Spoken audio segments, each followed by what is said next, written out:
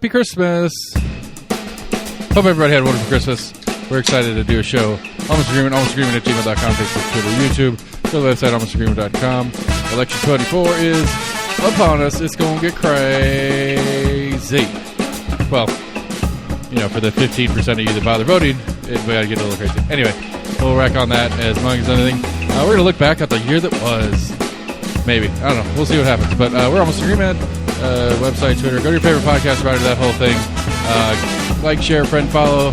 5-star reviews. Tell your friends about us. Whatever you can do to help us grow a little bit more fan base so that we can have more people to talk to, so that I can get more people willing to talk to me. That's kind of really my goal. So anyway, we're going to set up and we're going to do a show. We're going to have a good time, and we're going to ring in the new year right. Yes. All right, showtime, people. Here we go.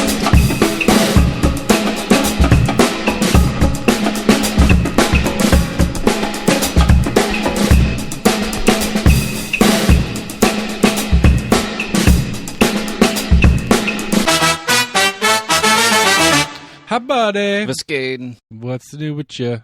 Oh, nothing. Nothing new, nothing new. Have a good Christmas with the fam and whatnot? Yeah, it was pretty good. Yeah, we had a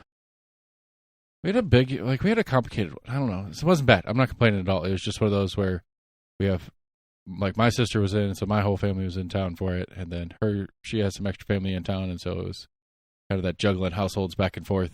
Right. So, yeah, you know, we do what we can with who we can and spend the time we can and go on. So, got a sweet new Lego set that I already built. Oh, already? Yep. It was my Christmas Eve. I had it done before I went to bed Christmas Eve. I like it. I don't know. I was like halfway through. I was like, I could finish this tomorrow. Okay, I'm done.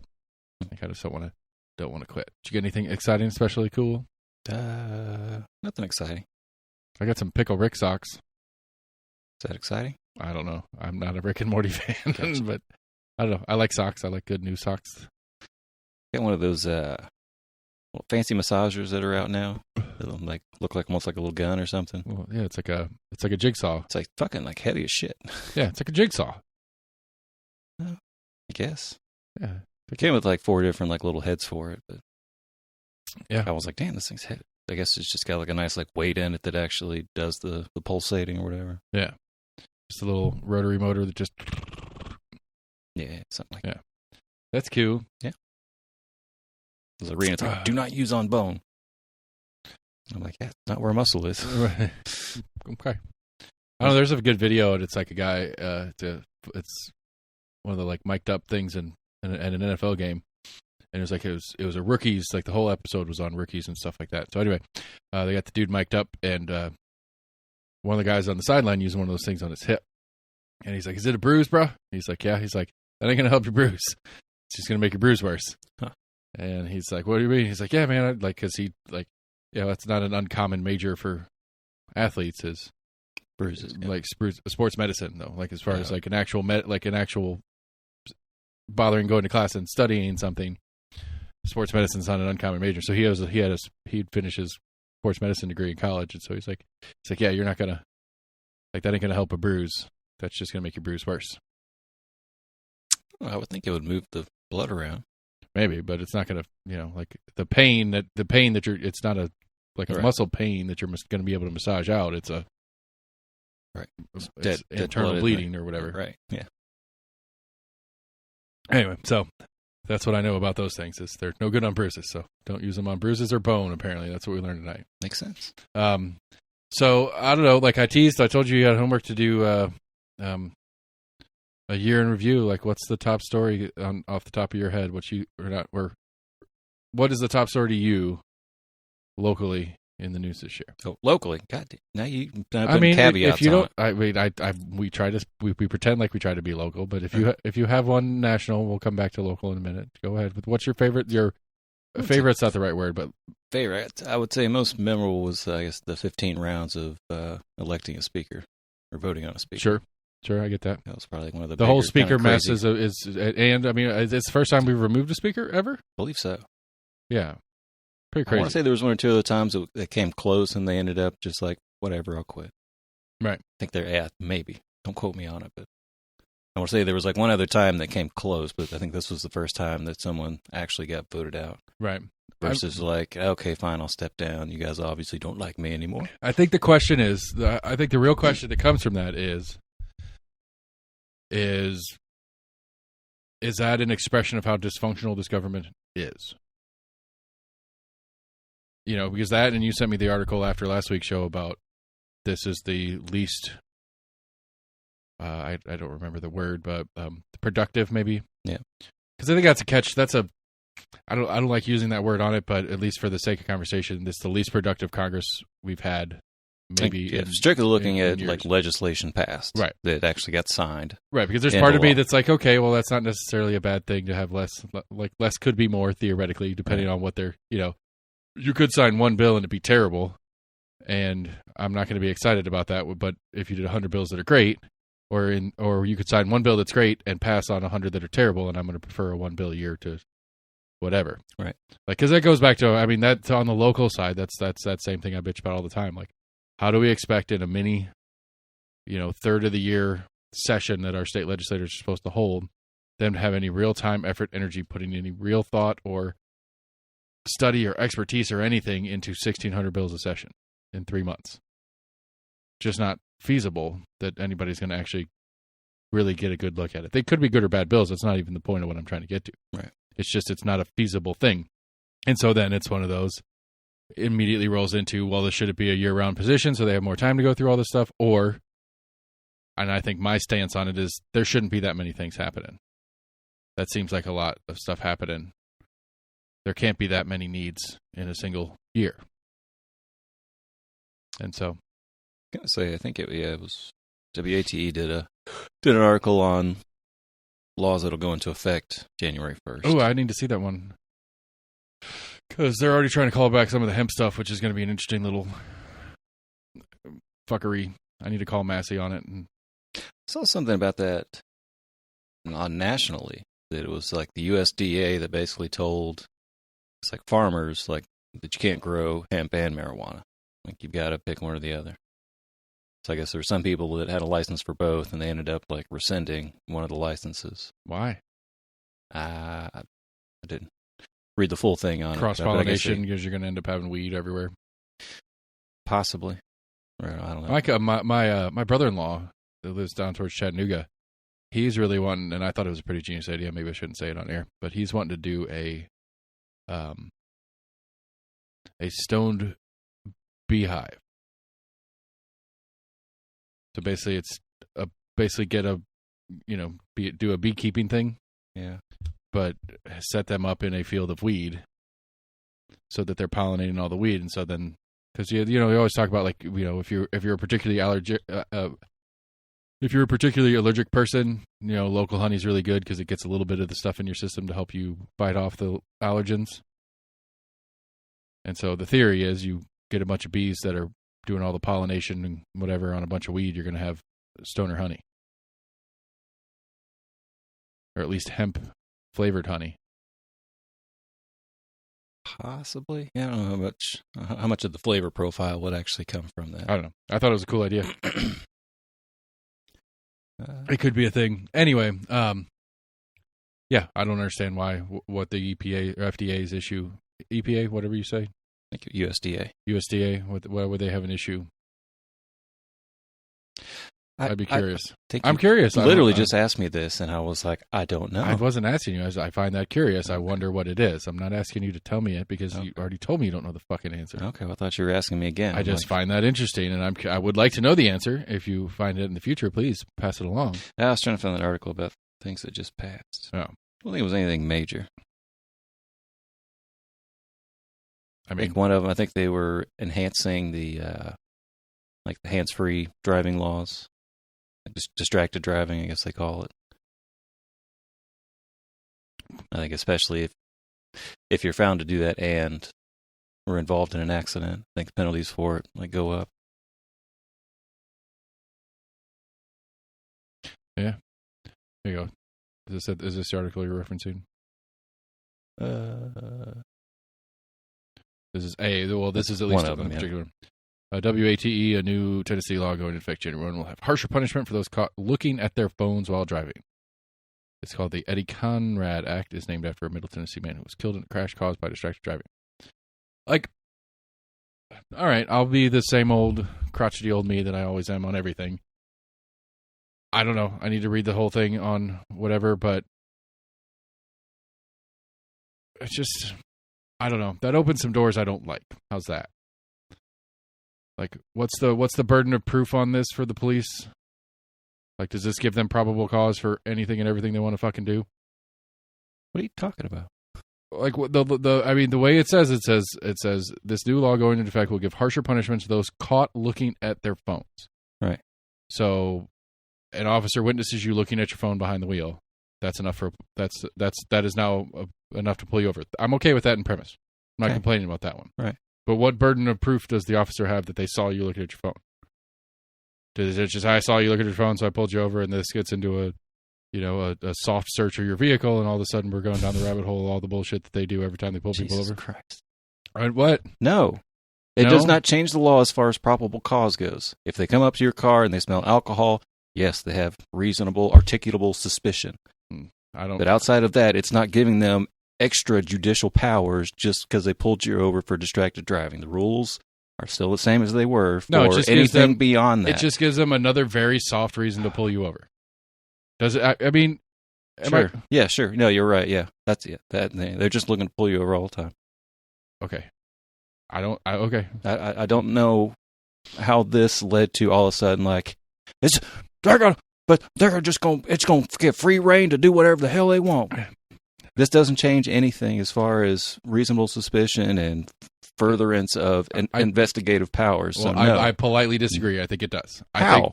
Because what's the crime? The crime is looking at your phone behind the wheel? Yes, distracted driving. Okay. We have a state law that makes it illegal to do that. Yes. Right. And so what is the legal definition? I mean, this is the simple version, but what is the legal, like, how do they legally define that? You were looking at your phone. Like, if I'm at an intersection, can I look at my phone, or it stopped at a red light? No. So anytime I'm in my vehicle, if you are a part of traffic, even at a red light, I'm pretty sure you're still not supposed to be using your phone. Okay. So whether that's not even really my point. I don't know why I'm going there, but that does seem like, because my phone is my radio. So if I want to change my radio station while I'm at a red light, I can't, because I have to look at my phone to do it, because I run Pandora or Spotify or whatever it is to run my radio. That's now criminal to change my radio station. I think it's more if you've got it in your hand. That's why I think they encourage people to have like the little phone mounts, which isn't too dissimilar from, like you're saying, turning the dial or whatever. Again, I'm nitpicking here because you're giving me shit, so I'm going to nitpick. The statement is looking at their phones while driving. So either the stopped at a red light doesn't count because they're not driving, but if you include the traffic light, looking at my phone mounted on my dashboard is still looking at my phone versus being in my hand. Now, again, this is WATE's interpretation of it. It may not be the specific. It's Senate Bill 0589. I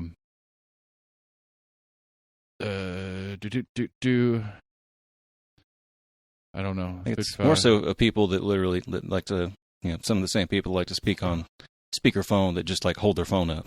Yeah. But you're not looking at it. You can put it in your lap, like, and your speakerphone still works the same. But I love seeing people do that shit. Anyway, my point is that so in cases where an officer, whether out of in good faith, thinks that there's something going on but doesn't really have anything there to start a process, to start an interaction. He thinks this is a person, maybe this person matches loosely a description of somebody or whatever it is, and really wants to interact with this person because they think it's the right thing to do. This seems like an easy way to start an interaction. And I don't know. I'm not a fan of making that easier for them. I think they need to have some real fucking shit to do it, and provable shit. Like like you get pulled over for speeding, they have to present the gun, right? They have to show you their proof of you speeding, right? Are they going to show you their proof that they saw you looking at a phone? It's possible. I don't know. That was my first question. Is this a provable thing? That's why it opens a lot of boxes for me and the concerns of abuse of power situations or whatever you want to fucking call it. I think the burden would still be upon the the officer / state or whatever to prove it. I'd like to essentially be. I'd like to agree with you, but we have a habit of writing into law that we don't play that game anymore. That's how the hemp law was written. Very specifically, it's your job to prove your innocence, not our job to prove your guilt anymore. Okay, I don't know. Okay, I'm just saying that these are the. I know I'm fucking crazy, weird, whatever it is. It's the same shit where I get all bent out of shape about my background check to go on a goddamn field trip.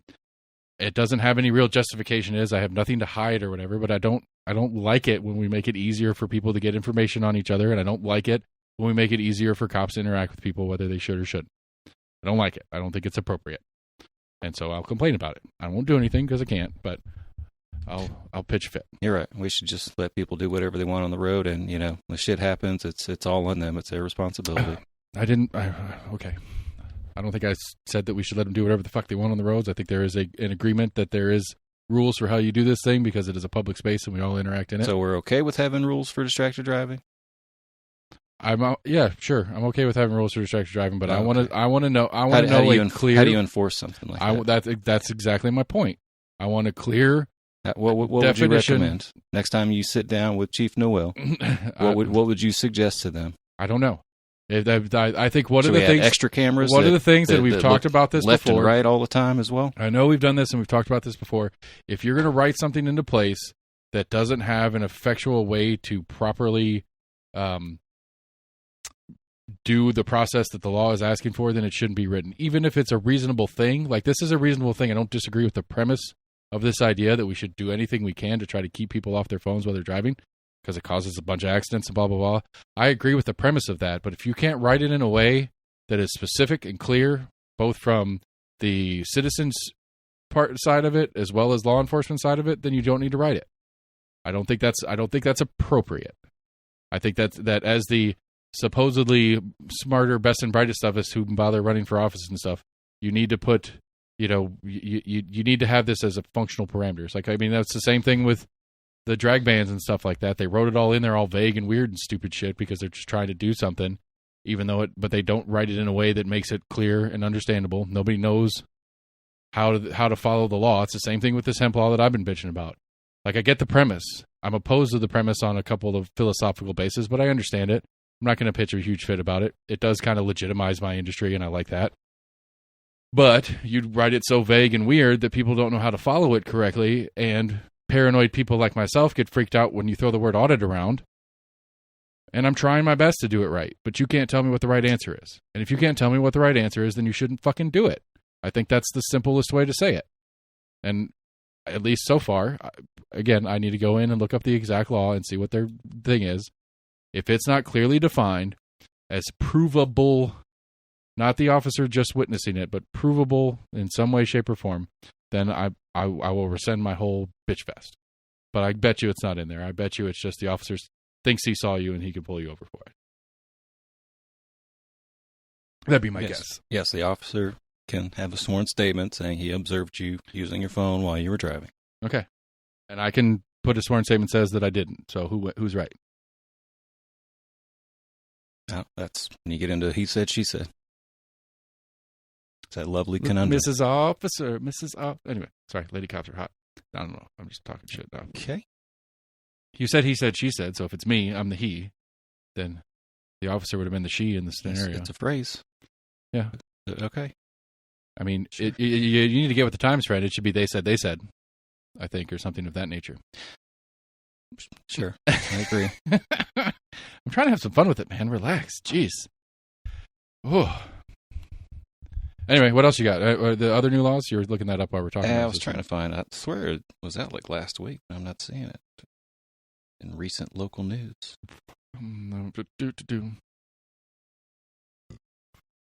Public safety laws.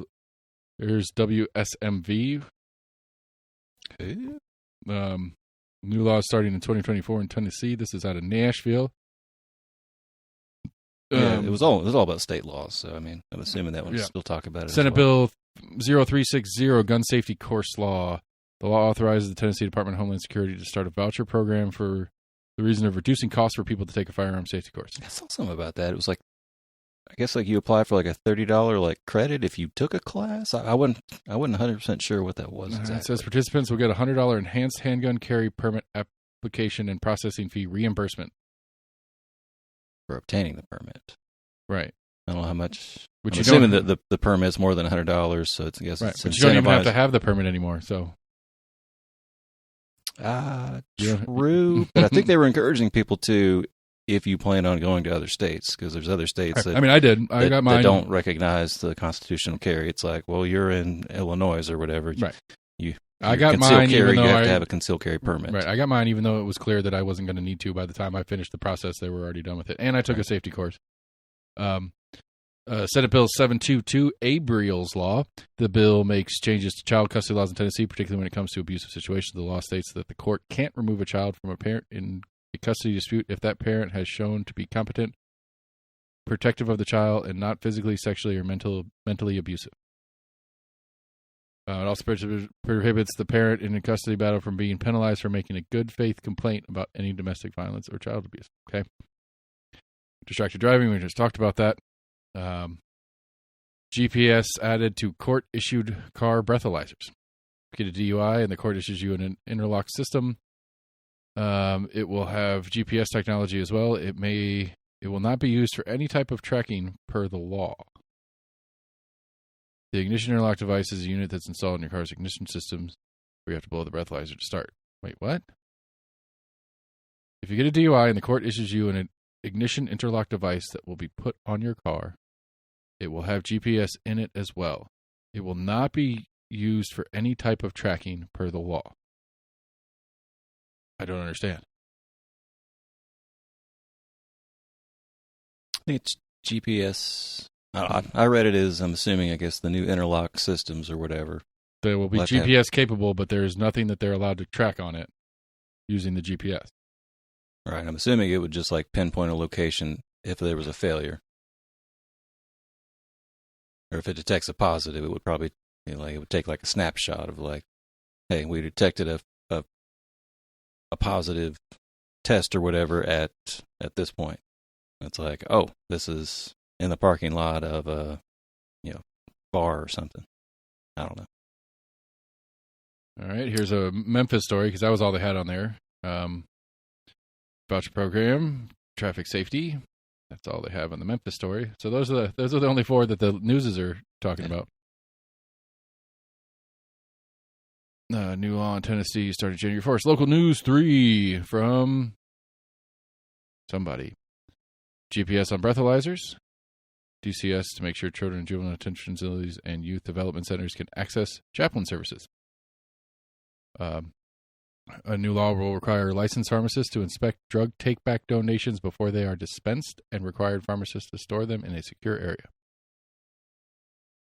Handgun safety course, the Abriel's Law. Local farmers markets will have some new rules as well. The state will enforce a new food safety rules at public farmers markets across the state. Some vendors will be required to purchase a farmers market food unit permit if they will be cooking and serving food with improvised equipment for cleanliness. Okay. Improvised food. That's an interesting way to put it. Mm. We don't have a menu. We improvise. All right. Tennessean. This will be the last one. Let's see if they have anything different. Tennessean, as of December 1st, Tennessee state law will require breathalyzers with the interlock, gun safety vouchers, disabled license fees eliminated for some. Another new law taking effect January 1 will eliminate the disabled license plates fee for parents or guardians of a person confined to a wheelchair. Okay. Tennessee Paid Family Leave Insurance Act. The Tennessee Paid Family Insurance Act signed into law in March. The law amends current code to allow insurance companies to offer paid family leave, which employers could then purchase for their employees. The insurance is voluntary, and the new law does not guarantee. The law applies to an insurance policy for benefit programs that pay all or some related costs to stuff. Stricter penalties for distracted drivers. All right. Those are the ones that at least the news tends to care about. So, new laws going into effect. That's next year's stuff. But on the local side, The ambulance contract was a more recent big one. But one that the Compass guys were talking about that I've kind of forgotten about because the way things worked was some of the sheriff fights this year. Sheriff fights. Yeah, so the sheriff was fighting any sort of oversight from county commission and then fighting county commission for more money.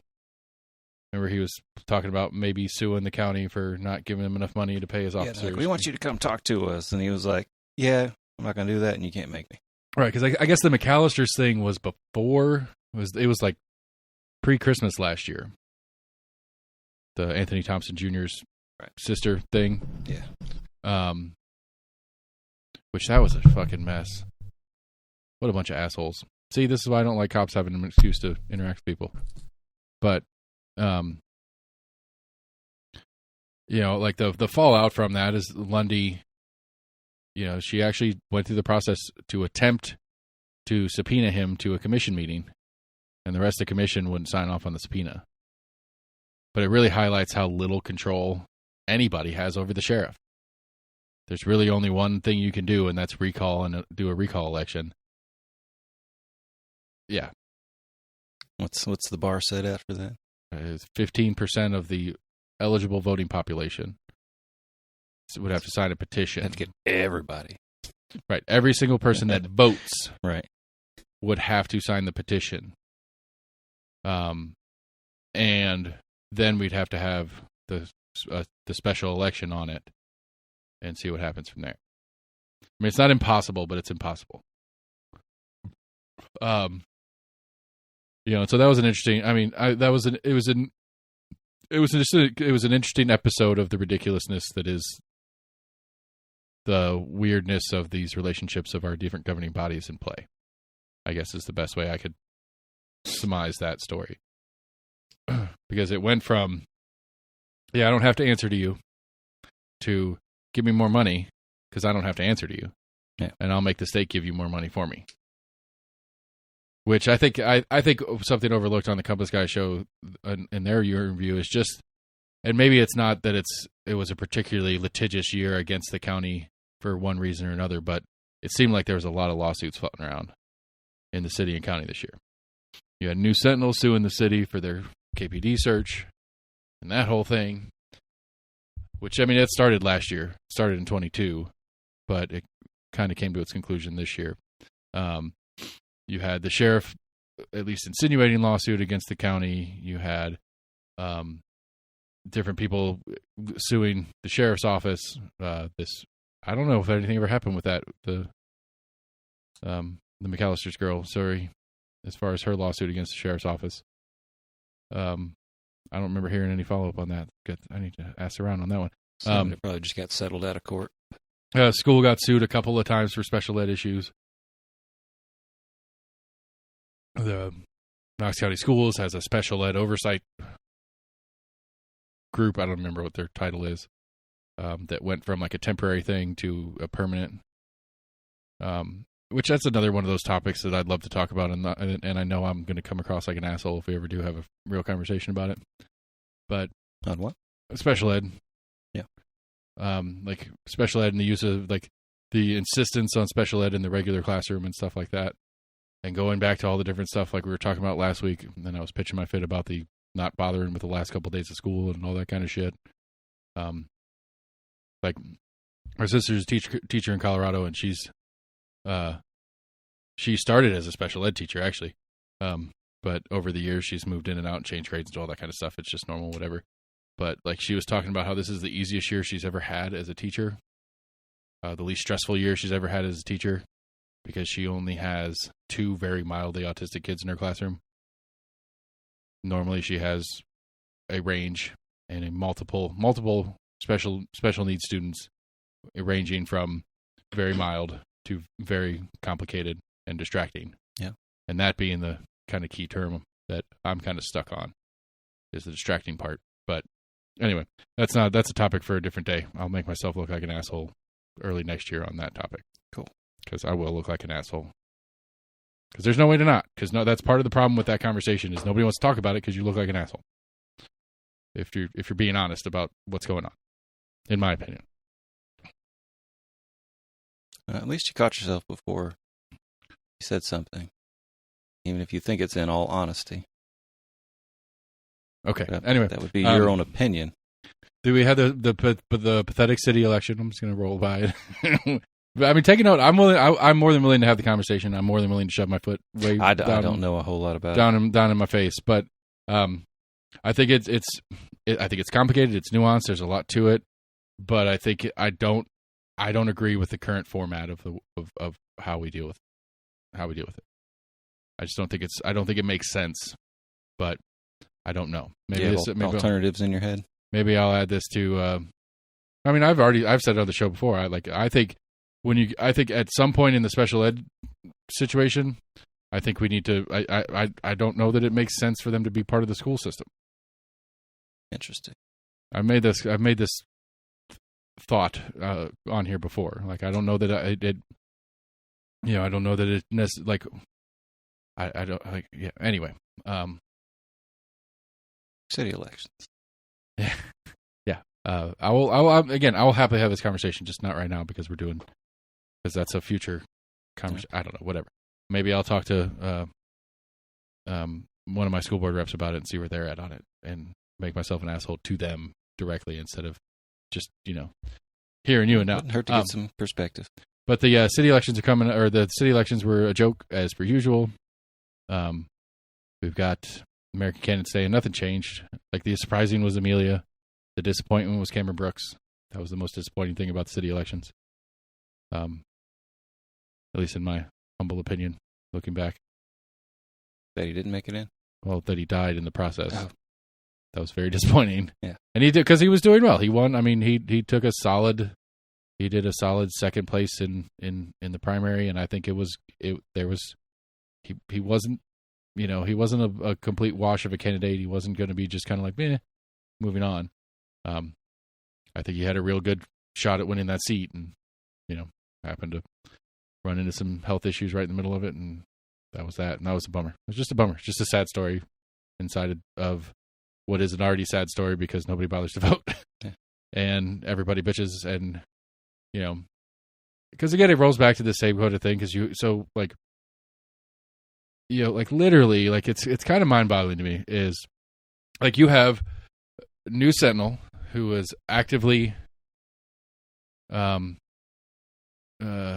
confrontational with the mayor's office over the KPD search, over Chief Noel search thing.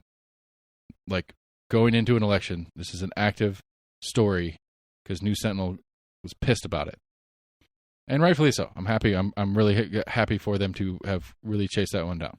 Were they really pissed, or did they just sue for Freedom of Information Act? Well, I don't know if they're really pissed. They were insistent on it. Like, what is, like, realistically, apparently Knoxville doesn't give a shit about it. Like, what is, like, okay, so from a business perspective, this isn't a pay lawsuit, right? This isn't one that you sue the city and the city gives you money. It's a public information request. Right. You sue for the information that you're getting, and this would have a judge force them to give you the information or whatever it is. Right. All right. So, dollars and time was spent by the News Sentinel filing this lawsuit, going through the process to force the city to do this thing. And, and good on them. And again, like I said last week, I think it's one of those, like, I have hope for journalism in the News Sentinel because of this story, because nobody gave a shit. Like, nobody cared. In some of those cases, you can also sue for cost. Like, hey, right? Since you guys kept refusing this, but we even had if to you hire do, a lawyer. but even if you get at least even if it's a net zero in monetary value for your process, you didn't lose money doing it, but you didn't make any either, whatever. Right. Even if it's a net zero in there, you didn't gain anything. You didn't gain anything as a news company, except maybe a tiny bit of respect for me. But not really, because I get the Sentinel Sundays and I get the digital version and whatever because of my subscription or whatever, and I constantly can't figure out why I keep paying for it. I mean, you finally get the story. Do it? Not as far as what you pay about it, but I mean, right. But I'm just saying, like, no, I didn't see a bunch of uproar from the public about the situation.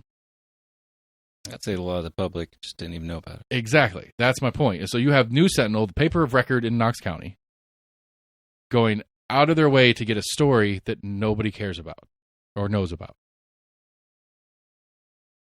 Like, that's the kind of the circular problem, because you have this whole thing going on while the mayor's in a campaign cycle, and she wins walking away in the primary without even needing to go to a general. She wins in a 4-way primary outright. You know, you'd think with 3 other people that they could at least somehow squeak together 50.5% between 3 other people. But she pulls like 52%, 54%, whatever it is, straight out of the bat, and doesn't have to bother with the general. Yeah. And so, again, I'm not complaining about what this News Sentinel did. I guess it's disappointing to me as far as this is how little people cared about the story, because she still won walking away. So what does that say about the voting public of the city of Knoxville? That they don't care about this story. What do they care about? I don't fucking know. That's part of the thing I'm still trying to figure out. Because they care about their neighborhoods not getting redeveloped, but they vote in the lady who's in, like, I mean, also American Cannon is in the middle of this middle housing thing that she's been working on all year while the election's going on. And everybody who's in one of the city neighborhoods that would be affected by this middle housing thing hates it for their neighborhood, but wants it for Knoxville. In my stupid, nobody really wants growth argument that I've been making pretty regularly lately. But they still elect her in. And it's like, I don't understand. Like, this is something you actually care about. You know, Michelle Iverster, the Oakwood Lincoln Park, president of Oakwood Lincoln Park Neighborhood Association, who actively, she's at planning commission meetings, she's at city council meetings, fighting against different development things going on in their neighborhood. Because she wants responsible development. That's my big air quotes, responsible development. That's what she's after. She's like, we want growth, we want all that stuff, but we want responsible growth, which is just code for we don't want to actually want growth, but whatever. You know, but I don't know. I haven't asked her personally if she voted for American Cannon or not. But, you know, she didn't put any effort into not getting Kincannon elected from what I've seen. So it seems like she's okay with Kincannon. It's like, I don't understand what you're doing here, people. You're fighting against these things that this person is doing, and then you elect him again, which is really a blank check saying, yes, we love what you're doing, keep it going. Because that's how Kincannon took it with her inauguration speech. It's like, I take this as a sign that you like what I've been doing. I'm going to keep pushing forward with what I'm doing. All 12% of you that bothered voting. I mean, I didn't give her credit for trying to find some kind of solution. I mean, I agree, I suppose, but I think that to me, the housing crisis we have in Knoxville is dependent on a real leader, like an actual leader that's willing to say, sorry, people, I know you don't like it. Too bad. And that doesn't seem like what either Kincannon nor Jacobs is willing to ever do. Or any real politician, for that matter. They're never going to do it. Sure, they know it would be the last term they ever served. Well, and when it's your last term anyway, American Cannon, maybe that's the time to do it, because you can't run again anyway. But that's just, I mean, that's the story to me in the Knoxville, Knox County growth housing situation, all that whole thing. The story to me is that it's either somebody in charge needs to say, sorry, folks, we've got to do something, and a lot of you guys aren't going to like it. Tough shit. Let's go. Or, you guys don't want the growth. No problem. We'll do everything we can to slow it down. We can't stop it legally. We can't do anything to legally stop it, but we can try to make it harder and try to make it more expensive for people to try to relocate here. Those are your options. Pick one. Because nobody's going to run on it. Like, I've made the joke last week. Like, I will get it when I get Garrett Holt and the other people that are running for District 4 in here. And I start talking to them, like, what are we doing about this growth situation? What if I don't want growth? Is that an option? Is there anything we can do in that direction? Nobody's going to run on that because you sound like an asshole. But the public actually would agree with that, but they won't say it out loud because they don't want to sound like an asshole. I can't figure out how to... It doesn't make sense any other way to me. It's a good bit of politics is keeping the populace happy while also keeping business leaders happy. You're right. That's politics. That's not governance. Right. But that's politics. That's not governance. And that's one of those things that I always like. I love Randy for his lovely little catchphrases that he likes to throw out all the time. But that's one of Randy's catchphrases that drives me nuts. Like, there's a huge difference between a politician and a governor, or politics and government. It's like, yeah, there is, and that's the fucking problem. Because I'm electing a politician to run the government. I'm not electing somebody to be a government person. I'm electing a politician. Because that's your job. I mean, that's your job, is to get as a politician, your job is to get the job. Define a politician for me. Is anyone that has something to do with any kind of A politician is somebody who seeks an election to an office. Is someone seeking election to an office. Once you are elected to an office, you're not a politician anymore unless you're already running for your next office, which we do that a lot in the system that we have because we're continually running. And we're just be running for or a part of an office to be a quote unquote politician in your mind. No, if you could be like. What if you're on the periphery in politics? Are you a politician? No, I wouldn't consider no, because I'm not. Like you're not asking somebody running like a campaign. Because you're not asking me to vote for you to do a job. You're asking me to vote for your friend to do the job. They're the politician. You're the hype man. Are they not involved in politics? Sure, they're involved in politics, but they're not a politician. Correct. Interesting. What would you? Please. I mean, I think it's a very vague term in general. I would think anyone that has any kind of say so in any kind of political decision could be considered a politician. I mean, I think whether it's I someone think just the question playing is politics from the outside. Okay, I'll give you a little bit of rope on this, and I'll say I think if you are a person whose decision is not based on right or wrong, but is based on what's best or worst in a political atmosphere, then you're a politician. So if problem A is presented to me, and you're on my staff, and we're looking at it, and the answer to the question is the dress brown or blue, but it's the which answer do we give that the most people are going to be on board with so you can get elected again, or so that you don't get in hot water, so that we can do this other thing we're trying to do over here. That would be maybe the better definition of a politician. Okay. Because it's not about answering the question anymore. It's about what answering the question means to go to around it, for lack of a better way to say it. But I mean, I just want to say that the term politician is I agree. It's making shit like office politics and family politics. Like there's family politics when you're around your different family members. You say or act or like we have family politics. I let my kids cuss, but they know not to cuss around my mom, and that's family politics. That's changing a little bit, not really changing who you are, but just changing a little bit of your vocabulary because you're around a certain member of the family. I would call that politics in that same vague use of the word. Yeah. Did read, since you brought up like governorship, I was reading that apparently Bill Lee just got voted in as, I'm trying to remember the exact term, but it's like the Republican Governors Association. I think he's now the chief of the Republican Governors Association. I read some of the article, but it was more kind of talking about how he's been a governor of a super red state, but he's also kind of, I want to say he's kind of straddled the fence a little bit, but hasn't gone too far one way or the other. I mean, he did dabble in a little bit of like some gun control, a little bit of red flag law, a little bit of gun control, a little bit of. He didn't lean in too much on it. He basically threw it to the legislature to be like, hey, once he made a political move, not a government move, right? Where he didn't look bad, it looked like he was doing something, right? Yeah, I know there's like, because I know there's like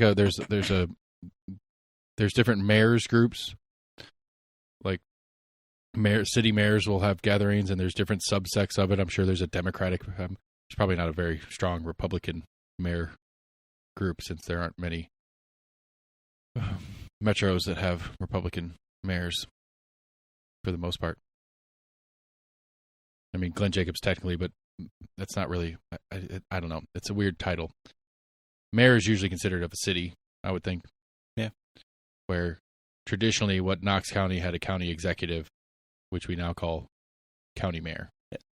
Anyway, like I know like that was the whole thing where India was getting in trouble about being too friendly to Israel or some shit like that because she went to Jerusalem for some Southeastern Mayors Summit, that they traveled to Jerusalem for a mayor's meeting.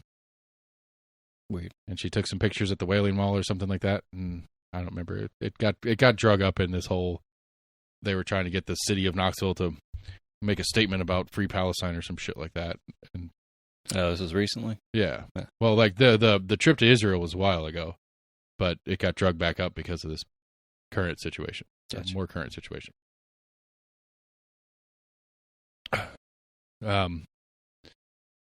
So yeah, the school stuff, they got the third grade retention law. That was the big one that I'd forgotten about.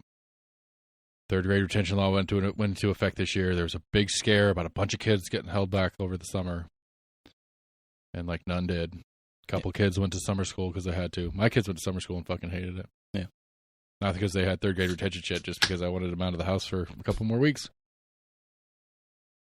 And I thought there was going to be some fucking value to it, and it was bullshit. But whatever.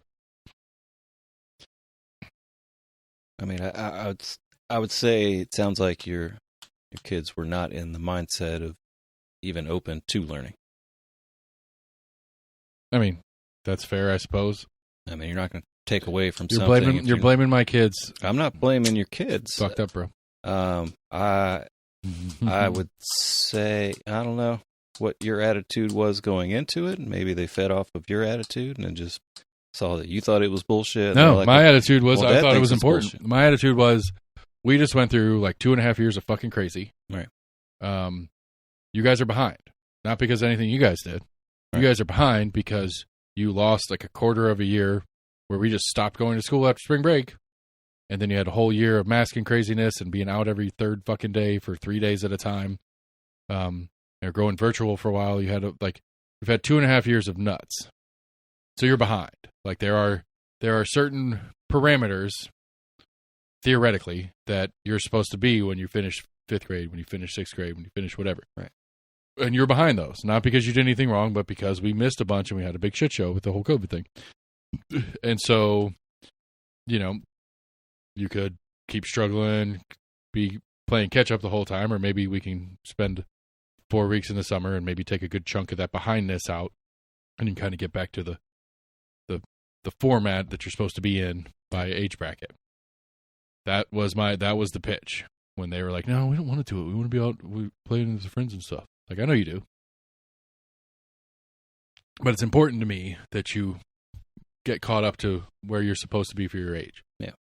And I don't know that I feel like they got anything positive out of it other than out of my house for a couple weeks.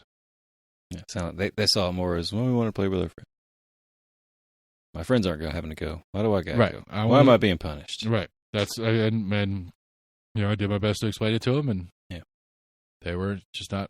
I mean, they accepted it as it's going to happen and stopped trying to talk me out of it. But they never really got anywhere.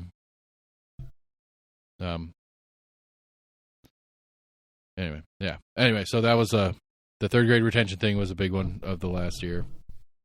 And then now we have the whole voucher chat that we're only starting the conversation this year, and it's going to get real heavy by middle of this year, and not this coming summer, but the summer of 25 is when it's going to get serious. Which I had a thought on that today. I don't know. Again, I'll have to run down the rabbit hole with somebody on this. So the city of Knoxville, 72% of its sales tax income goes to Knox County for Knox County schools. And that's in the charter, if I recall correctly.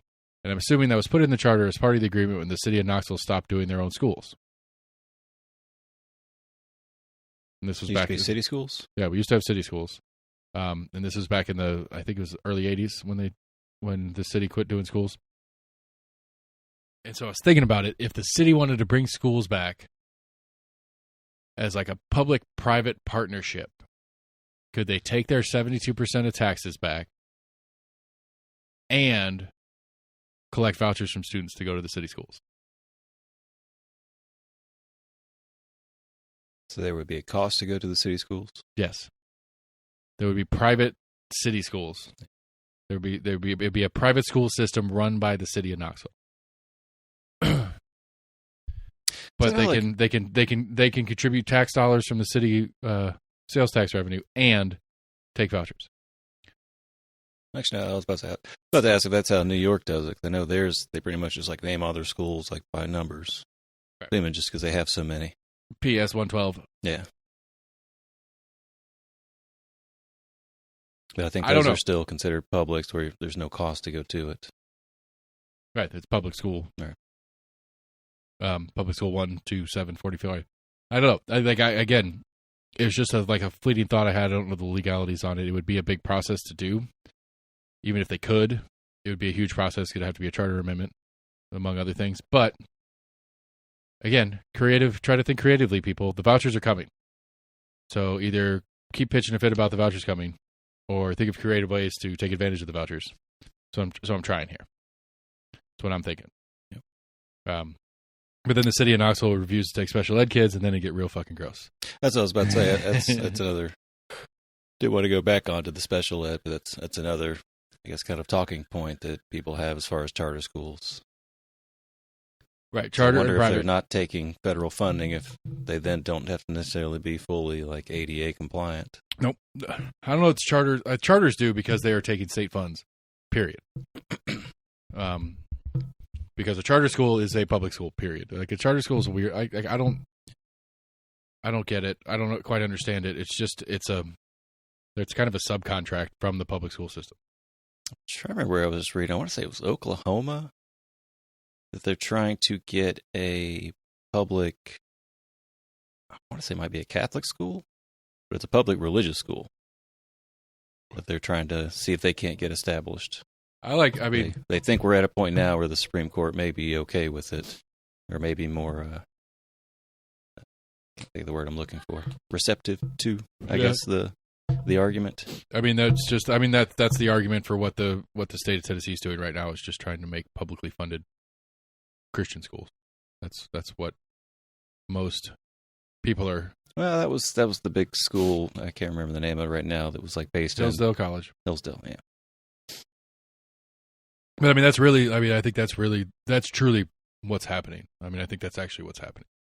Is it's a way to get public dollars into Christian schools, because that's really all there is in the private school market so far.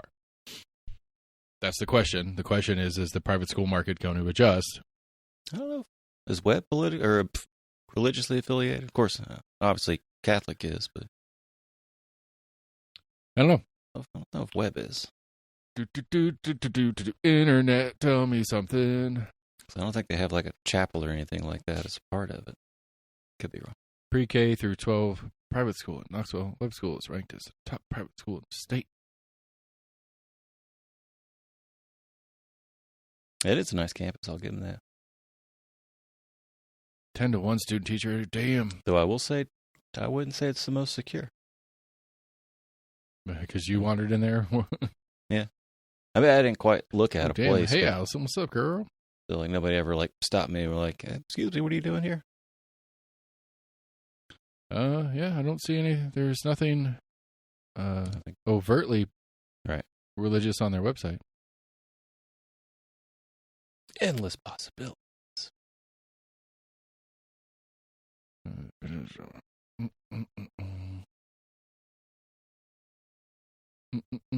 Athletics admissions about. Yeah, all right. Diversity and religious expression policy. Webb's mission is to nurture each individual's potential to prepare students to serve as leaders in tomorrow's world. Preparation emphasizes the development of critical, creative, and socially conscious thinking, a strong sense of honor and personal integrity, the ability to interact with others respectfully and productively, and desire to contribute to the world community.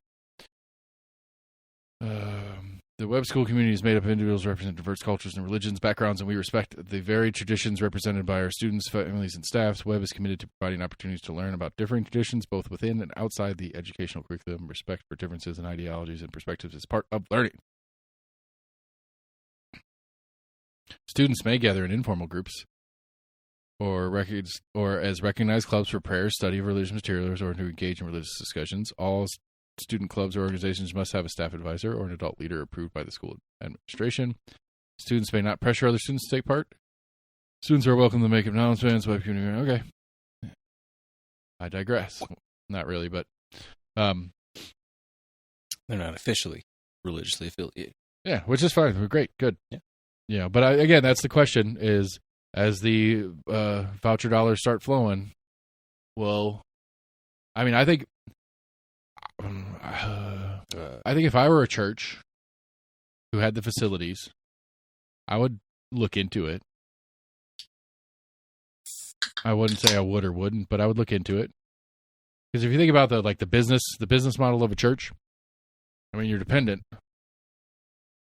Like you were dependent on another generation of parishioners. Yeah, you're dependent on. It's like how do you grow membership in your church? Good way to grow membership is to never let them leave.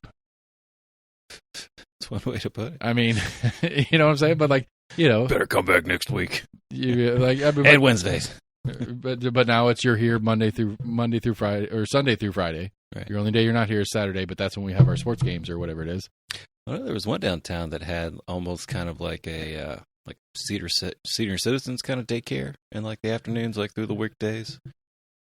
Yeah, it wasn't really like a daycare, but it was something that just a day place for old people to hang out. I get you. Yeah, like, I'm just saying, but my point is being with other people, and it's not a retirement home per se. My point is that's the question on vouchers is what is the response over time?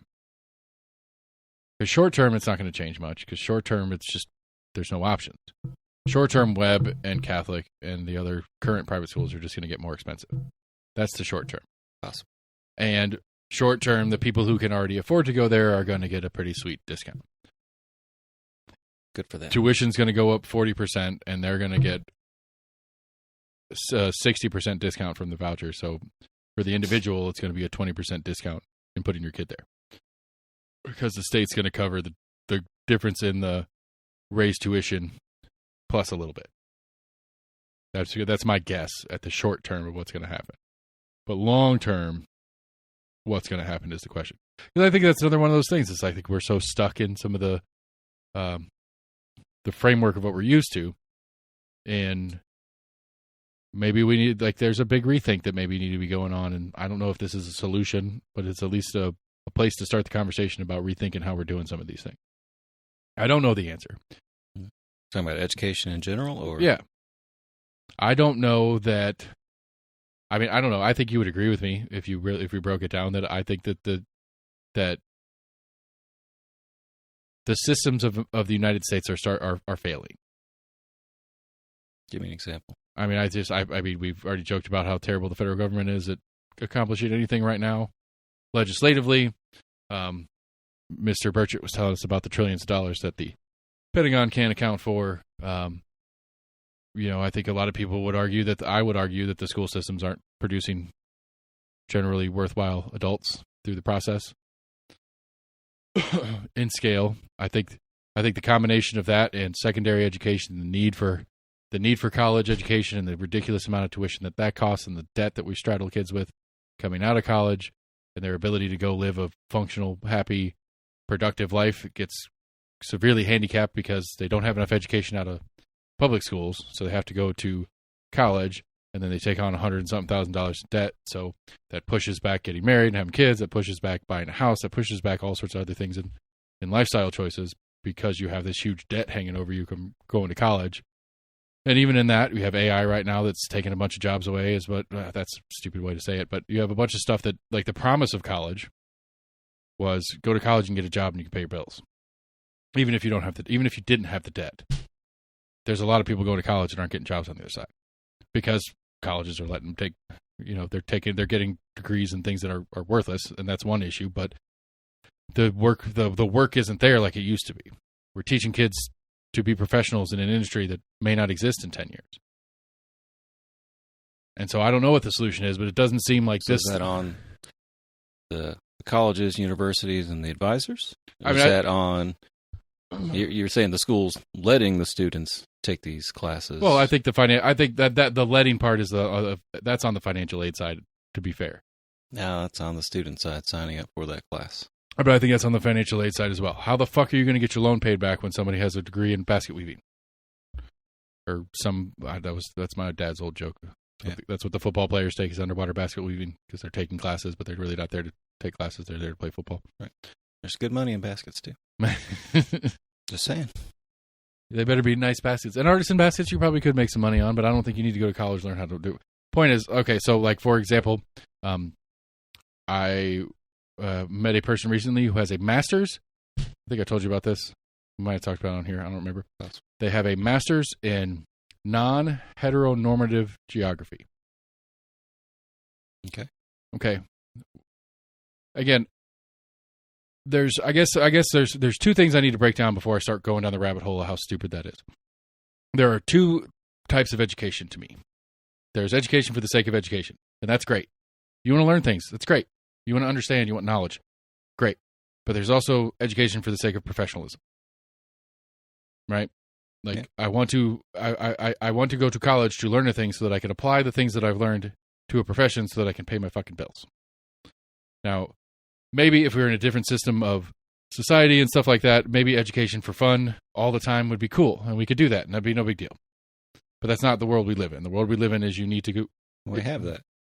So UT and Pellissippi puts on like non-elective and certificate courses every semester. Right. Exactly. Year round. Which is fine. And again, I'm not complaining about that as a premise. Like, I'm perfectly okay with that as a premise. Okay. But this person is, my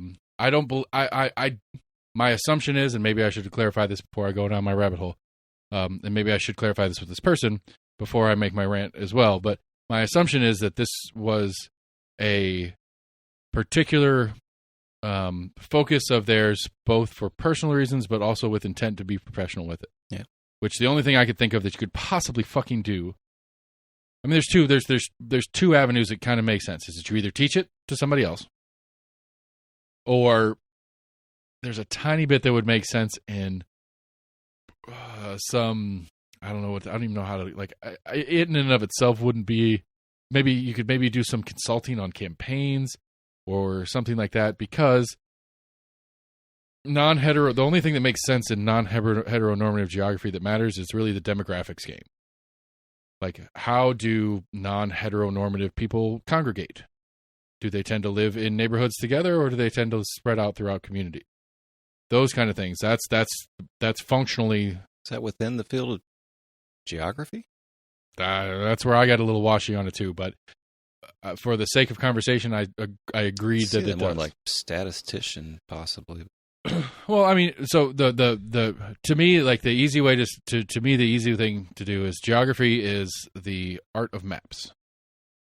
There's different maps. You have physical maps that say there's a hill, there's a valley, there's a river, there's a lake, and then you have political maps. That's the state line. The people that live inside those lines are from this state, and we call them Tennesseans. The people that live in that state next door are called Kentuckians, or Kentucky. Is that right? Kentuckians? Yeah, I believe so. As soon as I said it, I questioned it. You go over here, there's Michiganders and whatever, and that's the political lines. And then inside those political lines, there's sub-political lines, like we have the county lines and the city lines and stuff like that.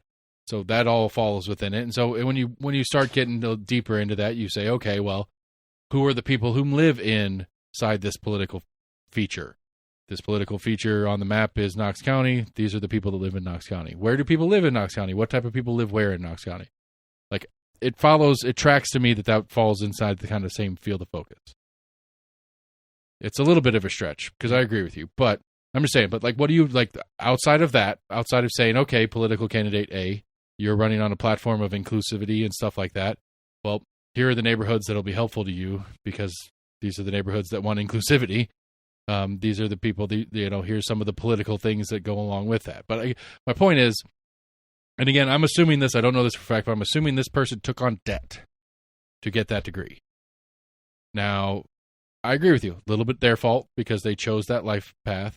But if anything, it's also the bank's fault. And the only reason the bank gave them that loan is because the government guaranteed it. The bank's going to get their money back either way. That's part of the problem with that. So that's what that whole story was, to go back to that part. Is that it's cool, it's neat, I'm great. I love the fact that exists as a thought, like a thought experiment and something to talk about. But as a profession, as something to get an education in, to go work in, it seems kind of ridiculous. And if I were a bank and that was actually a straight loan, and you asking me, I'm going to go to school to study this, I'm like, I'm sorry, I don't think it's not a cool thing to know, but I don't see monetary value that in the future. That's how loans work. Now, is it important? Maybe, but it's not financially important. I can't give you that loan. I'm sorry. This is not me demonizing or questioning your way of life or anything like that. But there's literally no job on the other side of this other than to be a teacher of it. And, there's 50 kids at one university studying this. What are the odds that all 50 of those aren't also trying to be teachers? How, like, they're not, you can't all, like, you can't have a whole group of people graduate from a thing with 1 degree to go then and teach it. And where are the new students coming from? Where's the new class of people coming from to pay for that? So again, on the financial side of it, I don't understand why you would give that loan as a bank, except for the government's guaranteeing it. And that's the problem with the financial aid system to me. That was a whole big long thing about how stupid that is. Because you shouldn't give that loan. And again, I agree with you too. It's that's a weird life choice for financial purposes. Not out of interest. I'm perfectly cool with it being interesting. But to spend that money on something that you have no chance of return on seems like a bad life choice, both from the bank and the individual's perspective. That's the point I was trying to get to. I mean, they're determined to, I mean, you never know. The odds, I don't think the odds are exactly in their favor, but there's still the possibility that you can. Okay, well then good for them. Niche of it. Good for them, but you're not doing with me. You're not going to, I can't help you with the money part if I'm the bank. I believe you. I believe you 100% that you want to do this and that you're determined to do this, but I cannot give you that loan. I cannot bet that you're going to get that job. It doesn't make sense. It's not personal. It's nothing against you. It's nothing against what you're actually studying, except for there is no profession to follow. Well, I can't give you that loan. That's the only point I'm trying to make here. That it's... I'm agreeing with you that it's the individual... The lending company's problem. It's the government's fault because they guarantee the loan. Like the idea that the federal government says, anybody who wants to go to college, give them money. That doesn't make sense. I think that's exactly what they say, but sure. It's pretty close. I mean, if they're going to go, if they go to classes and they spend the money at the school, give them the money. In your mind, what's the percentage of student loan applications that are granted? I think it's like 98, 99. That they're just like, oh, you want a student loan? Sure. I don't give a shit what the hell you're taking. You know, government's going to pay me back, whether you pay me back or not. Sure, just whatever. Any time it crosses my desk, I'm like, here you go. Yeah, sure. Here you go. Yeah, I would think it's in the over 80%. Sure. Do you have a stat to correct me on? No. I was just wondering what your thoughts. Yeah, I think it's pretty significant. I don't know. There's plenty of people that I know, that I know from going to college. I know people who got cut off. Whom have, because they're failing classes and stuff. You don't get cut off because of what you chose to do. You get cut off because they racked up enough debt. And I think the loan company did look at it. It's like, you've taken all these classes and all these different varied professions. Right, because you're never going to... We're not going to give you any more student loans. They decided you're never going to get out of school to pay us back, period. Possible. I mean, I'm not saying there's not strings and they don't require it, but I don't think... I haven't heard of anybody getting refused because of their field of study. I've heard of people getting refused because of their, not going to classes and not passing classes that they go to, shit like that. Right. That's most of the people that I've heard stories of where they get cut off is because they get a 0.05 GPA for a semester. Right. And they only got that 0.05 because they got a D in dance class or some show up and it's an A class. But I would assume for the most part, I mean, that same loan company is going to probably give you loans for at least 2 or 3 years. Yeah. I think so too. Again, Again, the point being is that I think the program of, because what the goal of student aid was supposed to be is not what was accomplished. I don't think. I think the goal was, there are smart people out there who can't afford to go to college. Let's help them out. Right, and they've tried to go to banks to get a loan. Right. And they're like, yeah, they need help, and I agree with that wholeheartedly. That is something that it would be nice if it existed. But again, it goes back to my getting pissed off about the looking at your phone while you're driving thing. It's that the idea has good intent, but if it's not structured in a way to actually achieve the goal, it's probably not going to work out in anybody's best interest. And that's what I feel like has happened in this. In the graduation rates down. I don't know. Yeah, probably. I don't know for specifics. I mean, UT's up, I guess. Their enrollment's up. Right. I'm talking about graduation rate, not. But not I mean, enrollment rate. but graduation. I don't know if graduation rate matters to the conversation because you can graduate with a non-heteronormative geography degree. I mean, yes, you graduated. That's a plus on the school stats, but what? Like that, again, it's the same thing I argue about with with regular education, K through 12. It's like, what is the goal? Like, how do we say this person succeeded? Or rephrase that? How do we say we succeeded for this individual going through our school system? Like, what are the metrics? They got a 1600 on their ACT? It's not something you're probably going to see the rewards of for at least 5 to 10 years post. That's what I'm saying. And again, I understand that it's complicated because of this, but yes, absolutely. Okay, fine. Our graduation rate's 90%, but of that 90%, 90% of them are at or below the poverty line for the next 10 years. I wouldn't call that a successful project, especially if you're selling the idea that we're going to get you good, solid middle-class income because you went to college. Selling you the prospect of. It's not selling you the guarantee of. I agree. It's not selling you the guarantee of, but it's still selling you the dream of. It's still selling it. At some level, that's what they're selling. I mean, a lot of that goes in hand in hand with a lot of the industries. That it's been, a proven fact that for the most part, industries aren't hiring people without a college degree. So a lot of people do feel forced to at least go get a piece of paper. I agree. And I would argue a lot of jobs would, don't care if it's even not even in that field. They would prefer if it's in that field, but because I would argue, and I've made this point before, like I would argue that an employer doesn't care about your degree; they just want to narrow the field. Yeah, some of that as well. Yeah, which is fucking stupid. So when you're talking about AI, I've seen a lot of stories in the past couple of years about that. That as far as with the growth in online applications and whatnot, that it's especially for like major corporations, it's AI that's filtering out these online applications. Yeah, but I'm just saying, like I feel like, there are jobs out there that you don't need a bachelor's. I would say for I think teachers one. Like most teachers have masters. Right. I don't think a lot of that's for pay. I don't think a teacher needs which is stupid. Why do you the piece of paper to get you more pay is dumb. Are you good at your job or not? Are you better than the average teacher or not? But it makes them stand out. It shows them that much more qualification. But it doesn't show anything. It shows that you spent the time and energy to do the other schooling. It doesn't show that you're a good teacher or not. It doesn't show that you're an effective educator. It just shows that you went through the other classes. Is it 100% guarantee? No, but I would say... It is likely, yes, that if you go through the fucking process that you're going to be a better teacher for it. Yes, I agree with that. Okay. Well, it sounds like you're dismissive of it. But it doesn't say that it is or isn't either. But that being your determination as again, that's a union... It gives you a reason That's a union issue on top of... That gives you a reason for asking for higher pay. No, you should ask for higher pay because you're good at your fucking job. And that should be enough. If you're good at your job, you should get paid more. If you're better than the other teachers there. If you're valuable enough that it would be a problem if you left, then you should get paid more. It's that simple. You don't need to go to school again for it. A lot of these don't go back to get their masters. They'll go back and get their masters if they're looking to get into like school administration.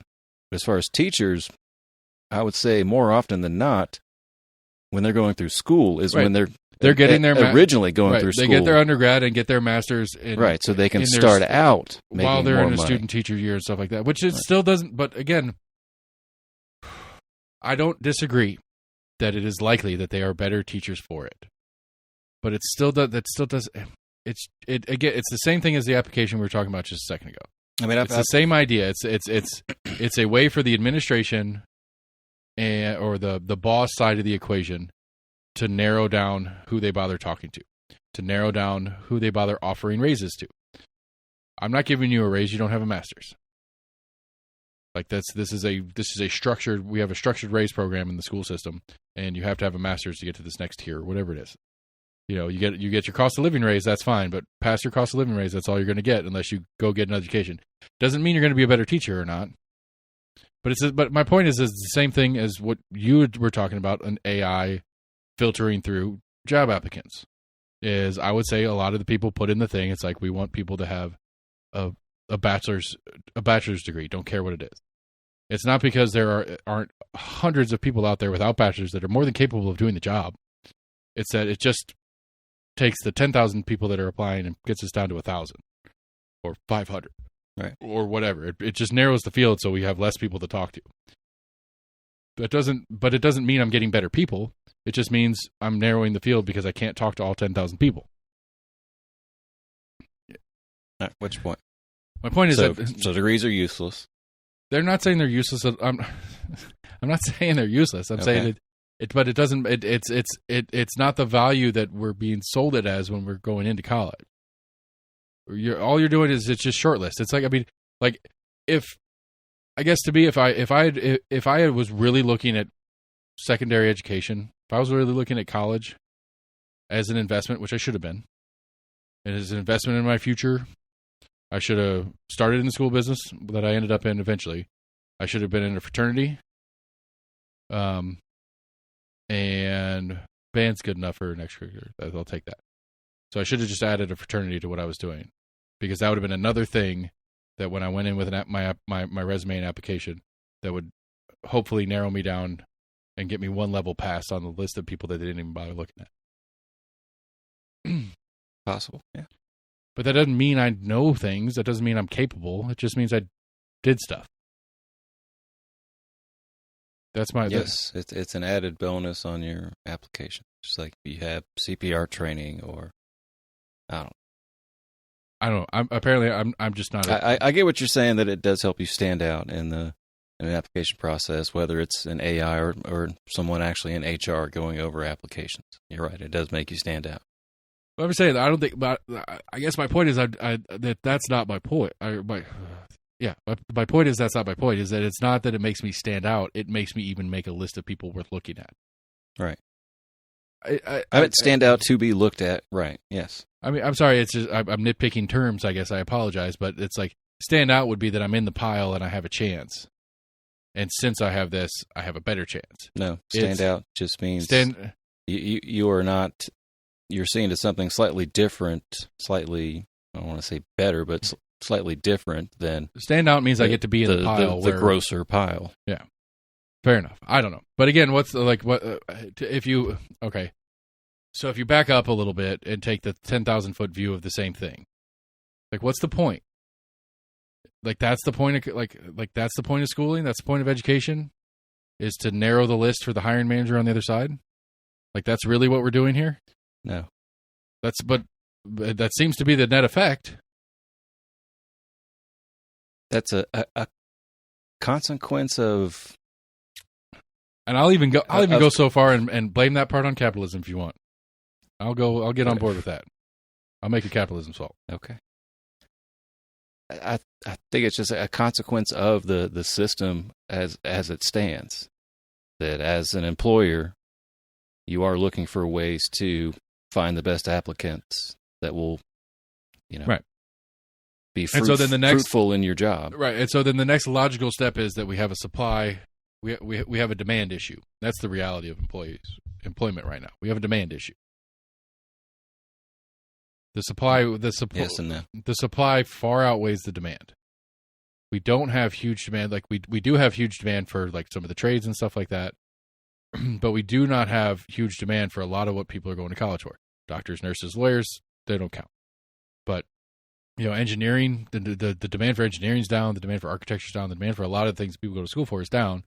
Because the law's down. There's a few like specific subsets, like family law. I think there's a lot of people that aren't going into that, but I mean, and even on the medical side, you have demand for certain subsets inside the medical way down, right, and then demands for other parts of the medical way up. Yeah. But I'll still see infomercials for like travel nurses. Really? Yeah. I guess there's like a website you can like get onto to help you like find like little gigs or something. I mean, as far as I'm assuming that's why I'm never going to see AC again in the flesh, other than when we're out shooting animals. Yeah. Is because when he's not in the woods hunting, he's traveling. Like I don't even know if he still has his day job. I know he's leaving the Frisbee game. Is he? I think takes a lot of time to coach. Yeah, I mean, I'm not surprised. Yeah. But he's got a little bit of his own to run around with. Yep. But like, I don't. That's a whole another subset of stuff. I think this is a huge, massive, impactful system. That I guess my general outlook on it is that we just do it because we've always done it. I don't think that there's any real in-depth thought process about why we do it the way we do it. Is this the best way we do it? Are there other ways that we could feasibly do this that would actually be more impactful, more positive?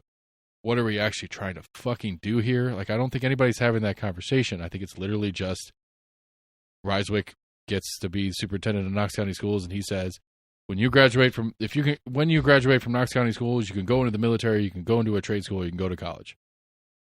If you choose one of those things, well, maybe not military, but if you choose those things when you're a freshman in high school, we can put you on a path to get you there. That's the goal. And it just feels incomplete. Like, we can't complete the task in 13 years. I feel like we're just looking for somebody to blame. I'm not blaming John for it. He's doing the best he can with what he has. Blaming. I'm not. I feel like we're trying to find blame for just general societal woes. I mean, it's like we're not teaching the kids well enough. It's the colleges that are letting people get these bullshit degrees. Jesus Christ! I have grown as a human being, I guess, but like, this is a systematic issue. Right, that's what I'm saying. It's more complicated than. I agree, but this is a systematic issue, like systematic racism, like systematic sexism, like all these different systematic issues that we've been pitching fits about for years now. I think this one is on that list, and it's not included because it's not what's the word I'm looking simple for? Fix. I think there are a lot of people that are, cracking their skulls every day trying to figure out. Because we went, I think when I first started high school was when Knox County was switching from, I guess it was like 7 periods a day to the whole like block scheduling. Yeah, that really fucked me up because I transferred into that halfway through a year. Yeah. I remember when I went into high school, like, it was weird. I remember them talking about, like, the sophomore, juniors, and seniors at that time, as far as the number of credits that were required to graduate, were all different because some of those kids had just started block scheduling like a year before or whatever. So they either had a lot of extra credits. I'll agree with that any functional shift in the way we do things is going to be long and slow. So I think that's what we were already talking about in the voucher thing. So you have this unfair, like, well, they didn't have to do it. The kid 2 years ago, they didn't have to take this. And it's like, motherfucker, we got to start somewhere. Right. And I'll agree that I was on the wrong side of that argument when it came to the student loan forgiveness argument. The what? The student loan forgiveness argument. Oh, okay. Not that it ever actually happened, but like I was still trying to rewrite some of it. I was trying to be on the other side of that argument. And in hindsight, at some point, if we draw the line somewhere, let's draw the line somewhere. And it's going to be unfair to some people. That sucks. That wasn't my stance before, but right. I mean, I still think that there's need to address some of that unfairness if possible, but I mean, they were definitely also at some point, like I said earlier, you have to be a strong leader and be like, sorry, I know this doesn't sit well with all of you guys, but this is the right thing to do, and we need to move forward.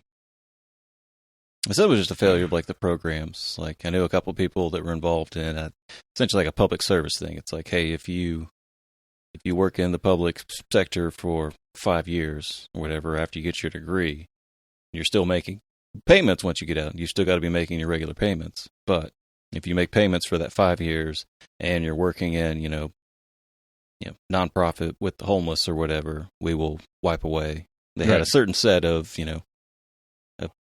industry that you could work in that your degree was kind of associated with.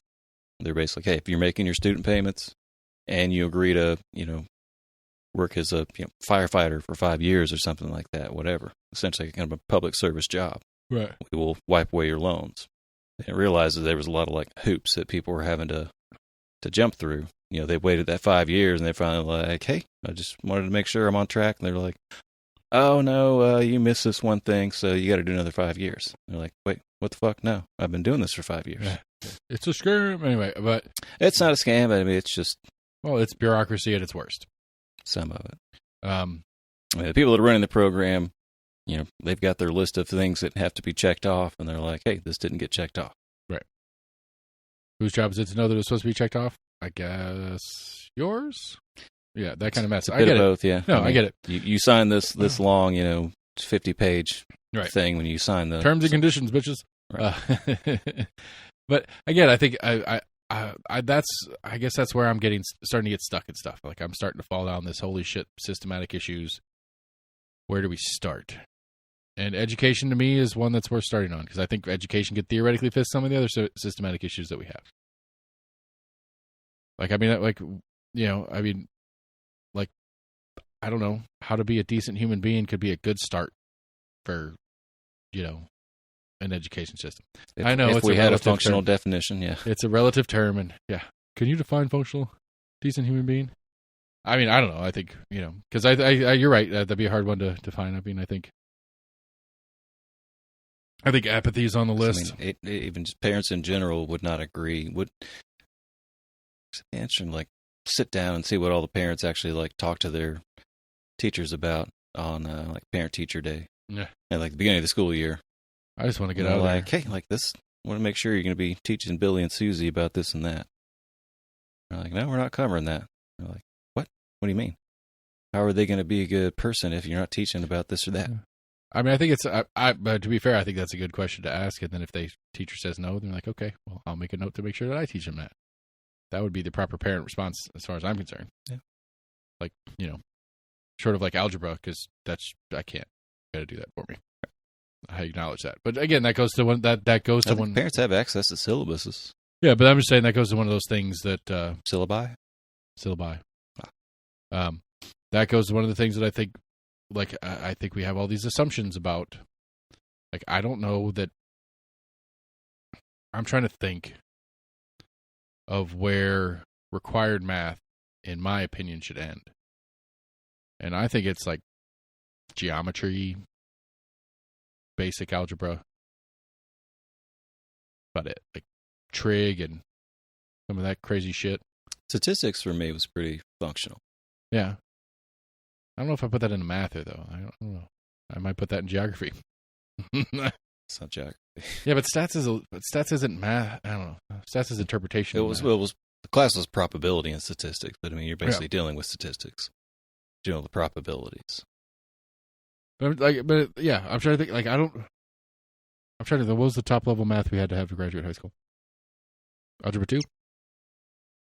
It depended on calculus. I didn't take calculus. I don't remember either. I don't know. I think I just took algebra 1. I think I took geometry, and then algebra 1 was the highest I had to go. I don't know. But that was for the quote unquote college prep line or whatever. Yeah, I think more stuff, less mastery. I think. In general, in general life, I'm more of a master of one, jack of none kind of premise. I like people. I want people to be masters of a thing. Be fairly functional at getting by at whatever other stuff that you need for life, but be a master of a thing, master something. Have to be a Renaissance person. Just know a little bit about a lot of stuff. Yeah, I mean, I think that's how I function as a professional. Is I'm a jack of all. I am passable at most things inside my professional life. And then I have a couple things that I'm way better at. And it's actually the bonus of our partnership is because the things that I'm way better at, he sucks at. The things that I suck at, he's better at. Yeah. And it kind of works out for us that way. But I think that may be the generic outlook of schooling for me. Is jack of a lot, and I mean a lot. Arts. We've kind of talked about it before. Sciences. It seems as though you have a higher expectation of what kids should know throughout school. And I'm trying to kind of push back on that. It's when do you think they have time to learn about this, and this, and this? At what point of the day do you want them to learn about this, and that? Learning how to do basic laundry skills or basic cooking skills or we keep talking about. I'm assuming it's a joke. You do that. You do that instead of pre-calculus and calculus and trigonometry and fucking ancient Western civilization literature of the those are not taught in school of whatever. Those are college courses, but sure. I don't. The top end. I'm trying to think. I'm trying to think through my last couple of years in high school. I mean, most of the classes I took in high school, I think, were beneficial. I mean, chemistry, I think it's a good thing for people to know the basics of chemistry. I agree with that. I think I guess to be like the maths are where I like the more complicated maths that I know I took in high school are the ones that I'm like, why? Yeah. But why? Like, I had no interest in engineering. I don't think I expressed to want to be an engineer. Some of that leads into, what you hate of kind of supposedly getting kids ready for college, that you are going to have to take that next level of math classes. I had to do it when I went to the community college. I had to retake, I think, at least one math class. I had to retake Spanish in college. Yeah, I was retaking my foreign language as well. You can test out of them, but for the most part, most kids that are going to college are going to at least have to take one or two more higher levels of mathematics from what they took in high school. Yeah, I don't know. I'd have to go. But I mean, we also have kids that are doing the college level classes in high school. I don't know what kind of percentage or how many. If it's like five or 10 of like of each school. But just on a practical conversation about money, that doesn't make sense to me. It's like, fine, okay, you're beyond the math that we provide here at the school. Go take it in college. Go take a college class. I don't care. Like, why is it like that? Doesn't make sense to me. Why the public school systems cover that in the process? Like, I appreciate it, I suppose, if my kids get to use it, but I don't know if Knox County Schools actually gives money to. No, I mean, I know when I took teachers that teach the class. That probability and statistics I took at Pellissippi, I think we had 2 or 3 kids that were in high school. I don't know if they still had to pay for the class. I'm assuming. I bet Knox County School. Yeah, I bet Knox County Schools paid for that. It may be a discounted rate against what you paid for that as a regular student. What if it's just some weird kind of partnership? Or the state paid for it. Somebody paid for it. I wonder if it's some kind of weird partnership. That's a good question, but I bet you think some of the state paid for it somewhere, whether it's through the Knox County Schools or through a state pre-college program or something like that. Guarantee it. But then is Knox County Schools paying the schools also for when you go, not really volunteer, but when you're doing service hours basically for like a teacher, going in and being a teacher's aide? I don't know. Or I wonder if that's what I'm wondering, if the schools do have some kind of partnership, and it's kind of like, hey, because there's not going to be that many high schoolers that are actually. You let us give you a couple of our kids who are need their student teaching hours, and you give them a small hourly or whatever to be student teachers, and we'll not pay or we'll cover the cost for your students coming up and taking college level courses from us while they're in high school. Maybe. I don't know. It's a long, weird rabbit hole. All right. Other things that happened this year? Trump got indicted 37 times. Oh, yeah. UT sucks. I hate UT right now. I've always hated UT. What they do now? No, it's this whole, I'm excited. I'm excited that they are open and obvious and not trying to pretend like they're not a profit-rearing enterprise. I'm really glad that they'll say it out loud. But it's fucking poppycock. It's bullshit. Poppycock. I'm thinking, why the time? I mean, I guess this is one of those, it's a scale of time thing. Does it really matter to me? Because I'll probably be dead before it comes true. But I really think that if UT has its way, the way they're going, the city of Knoxville will be a company town. Company town. Mm-hmm. Like the coal mining towns of old. That is what UT is doing right now in front of our eyes, and we're excited about it. The University of Tennessee is going to own the city of Knoxville. Everything that goes on is going to go through the university, and that's that. That is the direction we're heading. Okay. Huh? I don't see it, but okay. Okay. I do. I think it's, UT is buying land to build housing for professors. So you're going to be an employee of the university and pay your rent to the university while you're buying your food from the university cafeterias. They've already had.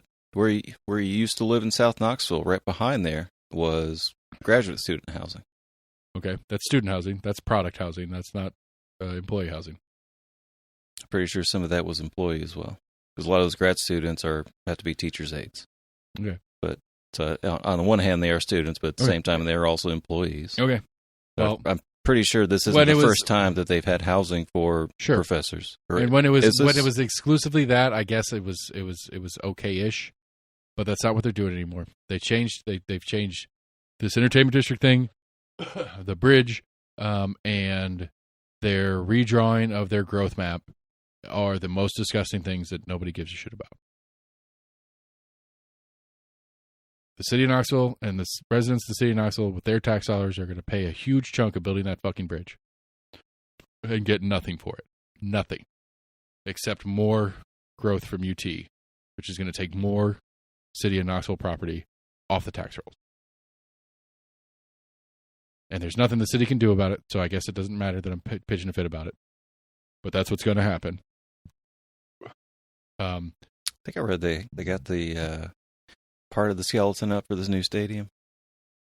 Oh, the baseball stadium? Yeah. I don't know. Then they redrew their map. Talk about wasting money. Ha ha.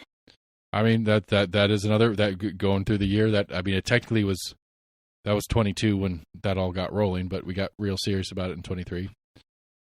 You know, and by this time next year, we're going to be talking about the opening of the stadium in a couple months. Really? Yeah. It's supposed to be open for 25. I think I did see an article about cities that had done that, and it was more lucrative for the people that owned the quote-unquote, districts around said. Look, I mean, at the end of the day, said improvements. I mean, end of the day, it's not a bad deal for the city or the county. How long we got to wait till we can start actually recouping some taxes? Aren't they in the pilot program or TIF program, whatever? I mean, we're not recouping anything. We're not losing anything. I thought there was like a certain stretch that they didn't have to pay taxes for the first 5 years or whatever. The city and the county individually are paying like $500,000,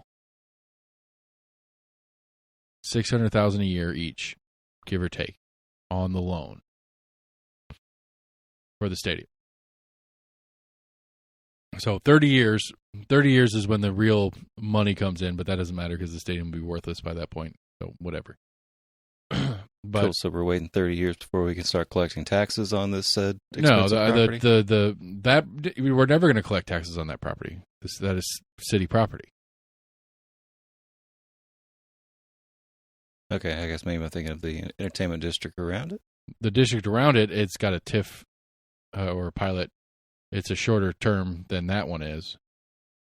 I think it's like 15 years. But you go from collecting next to nothing right now to collecting next to nothing for the next 15 years. What's the difference? Well, now we're collecting sales tax at least. The property tax doesn't go anywhere. The property tax doesn't change. But they still have to pay sales tax. But they still collect and pay When it sales gets tax. sold. Right. I mean, that's the game. The only real argument to me is that what else could we have done with the same type of program? That's just such a rabbit hole. It's like it's proving the negative. It's like you can't. Sure, we could have done this, we could have done that, we could have done that, but who was going to do it? That's always the question, because the city of Knoxville shouldn't be the one doing the project. So why are we doing this? Because we have somebody doing it with a partnership. Yeah. Because okay, I'm trying to think. It still said we wanted a stadium. Because like Tyler's, do it all ourselves, and then we collect everything else around it. Tyler's thing is like we should do the same thing except make it a housing project. It's literally what Tyler would want to do. Right. And it's like, okay, I get that, but who's going to develop that? Who's actually going to build it? Like the city of Knoxville is going to go hire the contractors to build it? Yeah, why not? I mean, they could theoretically. I mean, we want a new building built. We don't build it ourselves. We would contract out someone to build said building. How would it be any different than that? It wouldn't be. But okay. You make it sound like it's some like. Is the city of Knoxville going to manage the building on the other side? Is that something we want the city of Knoxville to do, to be landlord and tenant, or landlord and dealing with tenants of the housing? Yeah. Or do we want to set up some program where a third party does it? Because, like, for the most part, the city doesn't do that kind of shit. The city offloads that to a third party, a private third party. Yeah. But usually it's because the private third party did the development itself in the first place. Now, Tyler or anybody else out there, go find somebody who wants to build a 500-unit apartment complex that they want it to be an application process with near zero rent or whatever it is, and they want to manage that, and they want the city to help pay for it. Go pitch it. You know, that's like there's nobody that there's not nobody, but there's not a lot of people that do that. Not without it being the city request for somebody to do. And even when the city requests for somebody to do, it's a hard one to do. I mean, I can't think of the top of my head, but I'm sure there was some kind of lucrative option versus a stadium that is more sustainable, that we're not 15 down the road and they're like, yeah, we've got this old baseball stadium. I mean, it's okay. So, but even that, okay. So, all right. So you found if you found somebody that wants to do it, that wants to be the landlord in this whole process. You're going to have to give them the tax just a property that the city still owns, but they're able to make money off of. I'm outside of housing. You don't have to have a landlord. Okay. But like, okay, I can't think of a good example, but I'm sure there are. Because like, what is the city? The city doesn't own anything that's profitable. It shouldn't, in theory. Like they own parks. We're going to own the stadium. It's supposed to be profitable. Yay! Right. We own the World's Fair Park and that whole thing, and that's intended to be profitable. But that's managed by a third party. Yeah. Because the city doesn't do the management.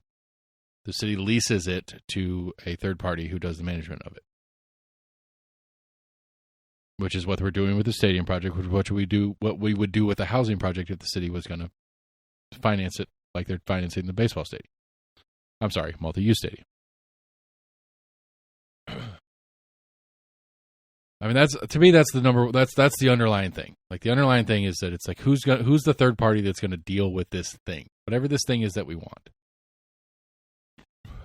And I mean, put a whole bunch of solar panels, wind power generators, geothermal pumps in there. Yeah, KUB is going to be cool with that. Fuck them. Well, again, if we had real leadership, competition. If we had real leadership, we might actually pick that fight, but we don't. Because KUB's got fucking political swing, and that ain't going to happen. They got somewhere else to go. Do what? They got somewhere else to go? No, that's their problem, is they only have here. And they have the states backing to cover them up. So, yeah, they're good. They're not going to give that up. I don't disagree with you. That'd be great. I would love my tax dollars to go to something that I actually use. Because I'm not going to use this stadium, just like you. I would love that to be for some power generation that I get cheaper electricity at my house or cheaper electricity at my businesses. That'd be city only. Sorry. All my businesses are in the city. You're one plot away. Yep. Well, I can be annexed if I ask. Huh. I have to request it. They can't ask me. I have to ask. But I could be annexed if I wanted to. And if they had something of value, I might be in it. I might ask for it. Free trash pickup. Never mind. You don't care about trash pickup. Yeah. I'm so damn cheap. I'm jumping my truck off to go to the dump. Like I'm too damn cheap to buy a battery for my truck so that I can just start it when I want to take my trash to the dump. Right. That's how cheap I am. That's how much I don't want to pay city taxes. Anyway, keep buying a jump box. I do. My jump box is just not quite doing it. Like I had my jump box on it and it just wouldn't quite turn. Like it was like, I'm gonna do it. Nope. I'm gonna do it. No, and then I pulled the 4Runner over and hooked it up, and it went boom. So your jump box just isn't fully charged. Yeah. But it shouldn't have to be fully charged to jump.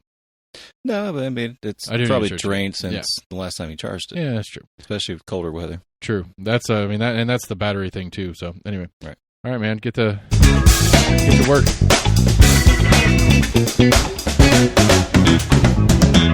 Oh, we did not do a very good year in review. I'll go ahead and say it. Yeah. I'm not saying we didn't do a good show, just not a very good year review. Man, if we had nothing but time, we could have done the entire episode of just your News of the Weirds. Do I know?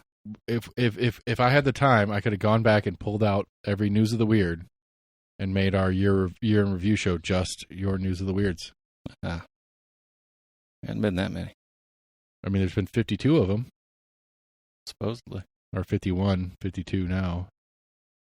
52, if they're 5 minutes each, that would be 3+ hours.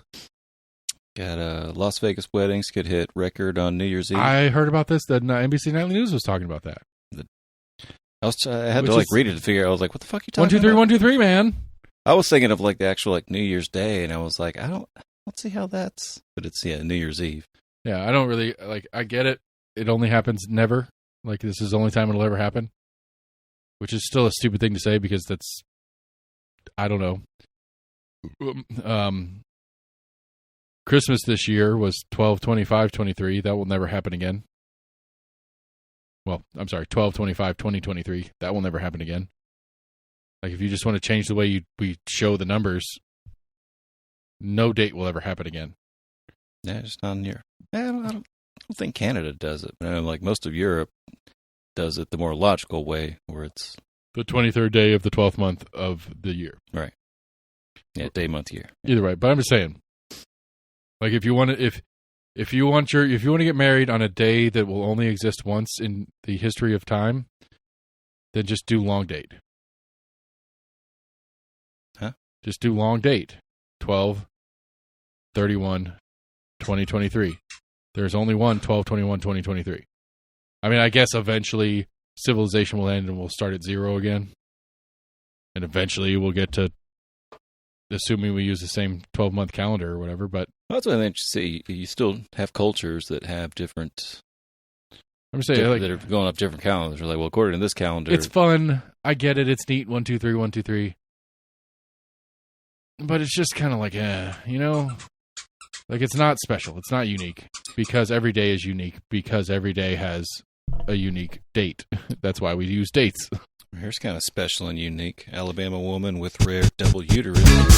What? Have to do it again. I mean, you're talking double uterus. I got to get some extra music in. Rare double uterus gives birth to 2 children. Who are not technically related? They are related. They're half-sisters? The fuck? I don't know. Unless it was some like crazy thing where it is functionally possible. You can have two different fathers. You could have twins that are half siblings. It's happened. 2 different sets of sperm? Yeah. Fraternal twins, I guess. Yeah, but fraternal half twins. They're still twins. Yeah, but they're half twins because they don't have the same dad. It is a thing. It exists. It has happened. Double uterus. Anyway, I'm sorry. I was so lost on the double uterus part. I missed the rest of the. Yeah, shit. One with 2 uteri and 2 cervixes, giving birth to 2 babies. After carrying one of them in each uterus. That's fucking crazy. Yeah. Combined 20 hours of labor. Yep. That sounds miserable. I'm sorry, lady. Occurs in 0.3% of women. That's a higher percentage than I would have guessed. There's an estimated 1 in a million chance of carrying a baby in both uteri, also known as a dicavitary pregnancy. See, and that's why I can't really believe in. I can't believe that trans isn't real.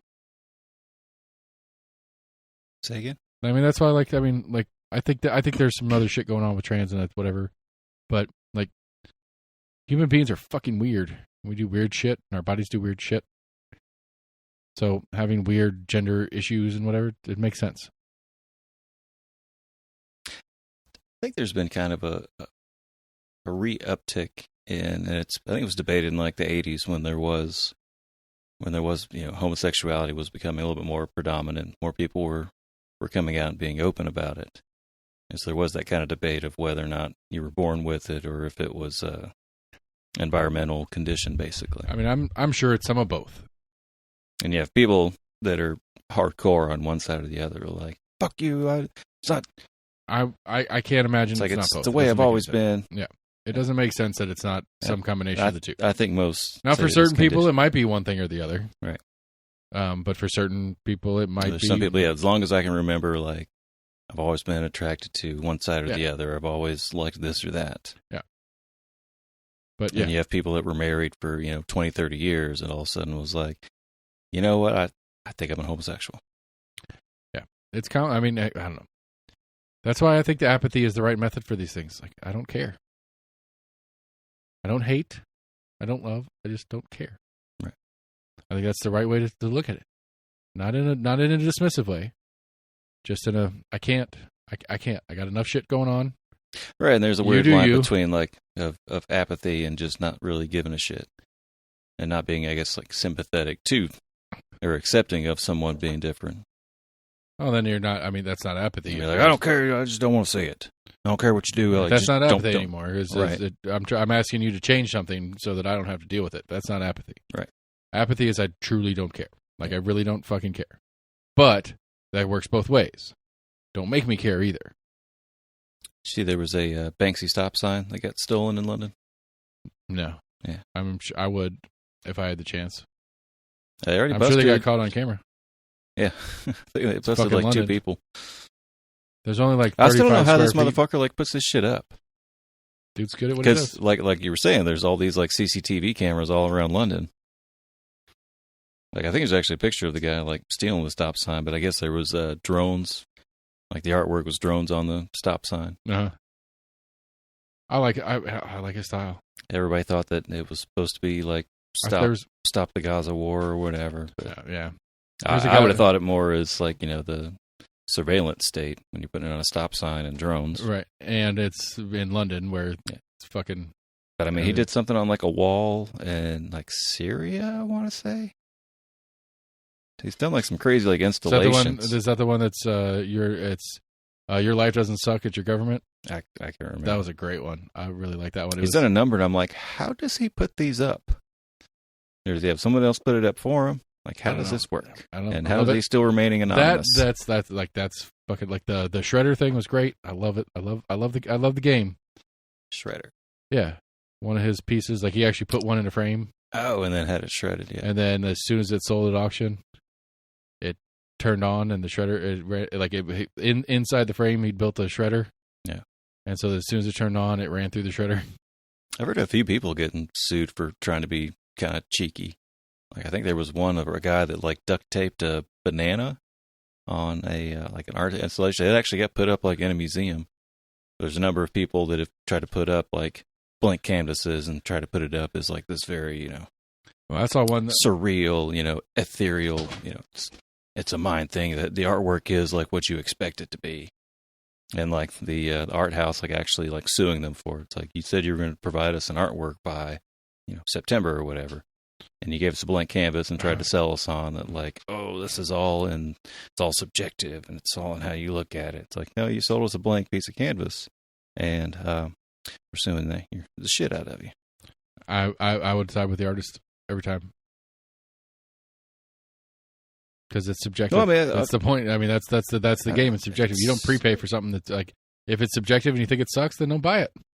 But if you paid for it without, that's what I'm saying. I don't really know how commissions work. I think it's essentially like, hey, we're going to give you this money for you to produce an artwork. Yeah, you can't turn around 6 months later and be like, oh, here you go.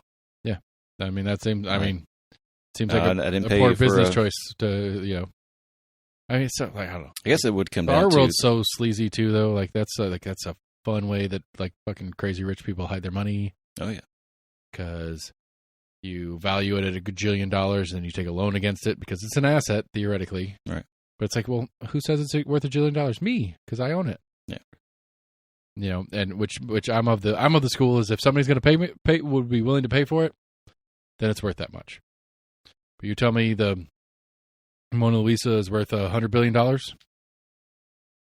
Somebody gonna buy that for that much? Anybody out there want to buy the Mona Lisa for $100 billion? Nope. Then I'm not loaning you $100 billion against your Mona Lisa. That's just not how it's going to work. Oh, that's me. I like my money, and I want to keep it. And so I'm going to go buy some art, because apparently that's a good way to keep your money. So I thought about watching like the Antiques Roadshow. They would talk about like, we estimate the value of this, but then they also will tell them get it insured for, and it's usually a little bit more than what it's worth. Yeah, I don't understand how that works either. I guess it's just like factoring in the scam too.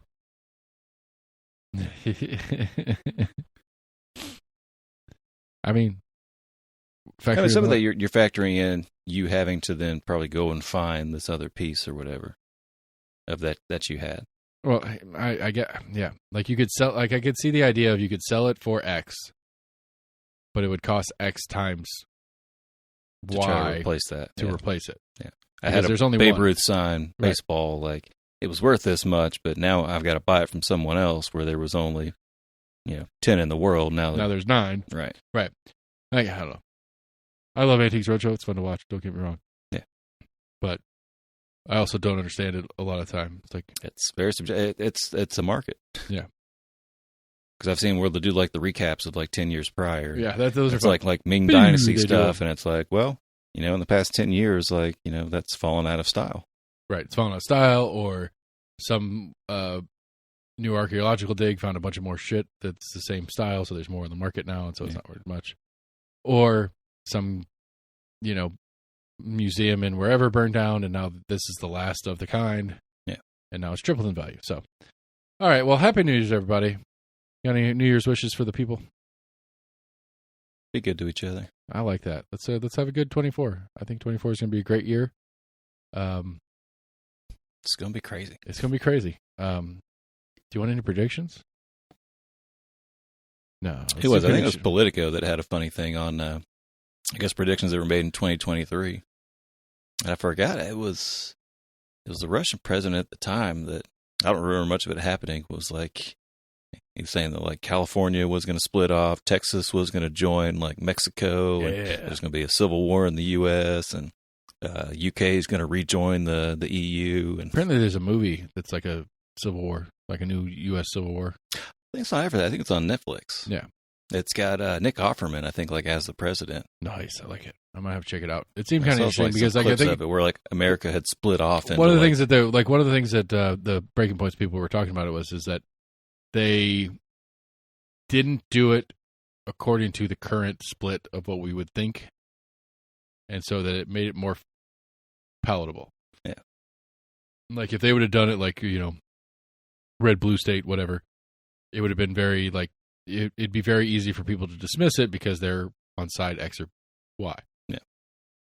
But since they did it in a different format, which doesn't make any sense with current politics, because like California and Texas were the same union. Huh. It's like that ain't gonna happen. They're giant economies. I could see them joining up. Yeah, but politically they're so far apart. Anyway, doesn't matter. They both have their enclaves of both sides. Yeah, but. Anyway, I need to check it out. It seems kind of fun because it's not realistic. Yeah. On what theoretically, because I don't know the way. Yeah, the preview of it. I mean, they were like asking him, like, "Are you sure?" And I guess they were asking the president, like, of authorizing a military like bombing strike, or essentially on U.S. citizens. Yeah, it's a weird one. Like, are you sure you want to do this? All right, so next week we'll do some 24 predictions in 24. First to 24, we'll do some. We'll go down the ballot, both local and national. I won't have too much on. I like to throw them out. I think Trump's gonna win. I was gonna say it. I'll throw that one out. I think Trump wins the presidency. Yeah, fuck. I don't know. I'll give myself a week to think about it. But I'll do some predictions for this coming year. So we'll go from there. I don't know. You can predict other things. Pick something to predict. We'll go. Sam's going to tell us exactly what happens every day. It's going to be just Sam going on the 1st of January, this happens. On the 2nd of January, this happens. It's going to be 2.5 hours of just Sam telling us what every day is going to be like. Like Nostradamus. We're Almost Agreement at gmail.com. We're on Facebook. We're on X. We're on YouTube. to your favorite podcast provider. While you're there, give us a 5-star review. Share it with your friends. Text it to people. Do whatever you can to help us get the word out. We're going to keep doing what we're doing. We're going to start talking to candidates this year as well. It's going to be a fun, exciting 24 election cycle. At the end of the day, we're all going to survive. Well, not all of us, but most of us are going to survive, and it's going to be okay. And as Sam said, be good to each other. Have a great 2024, everybody. Be safe on Christmas or New Year's Eve, rather. Call a cab. They're out there making money. Pay them. Don't die. All right, we'll see you guys later. Have a great night. Bye.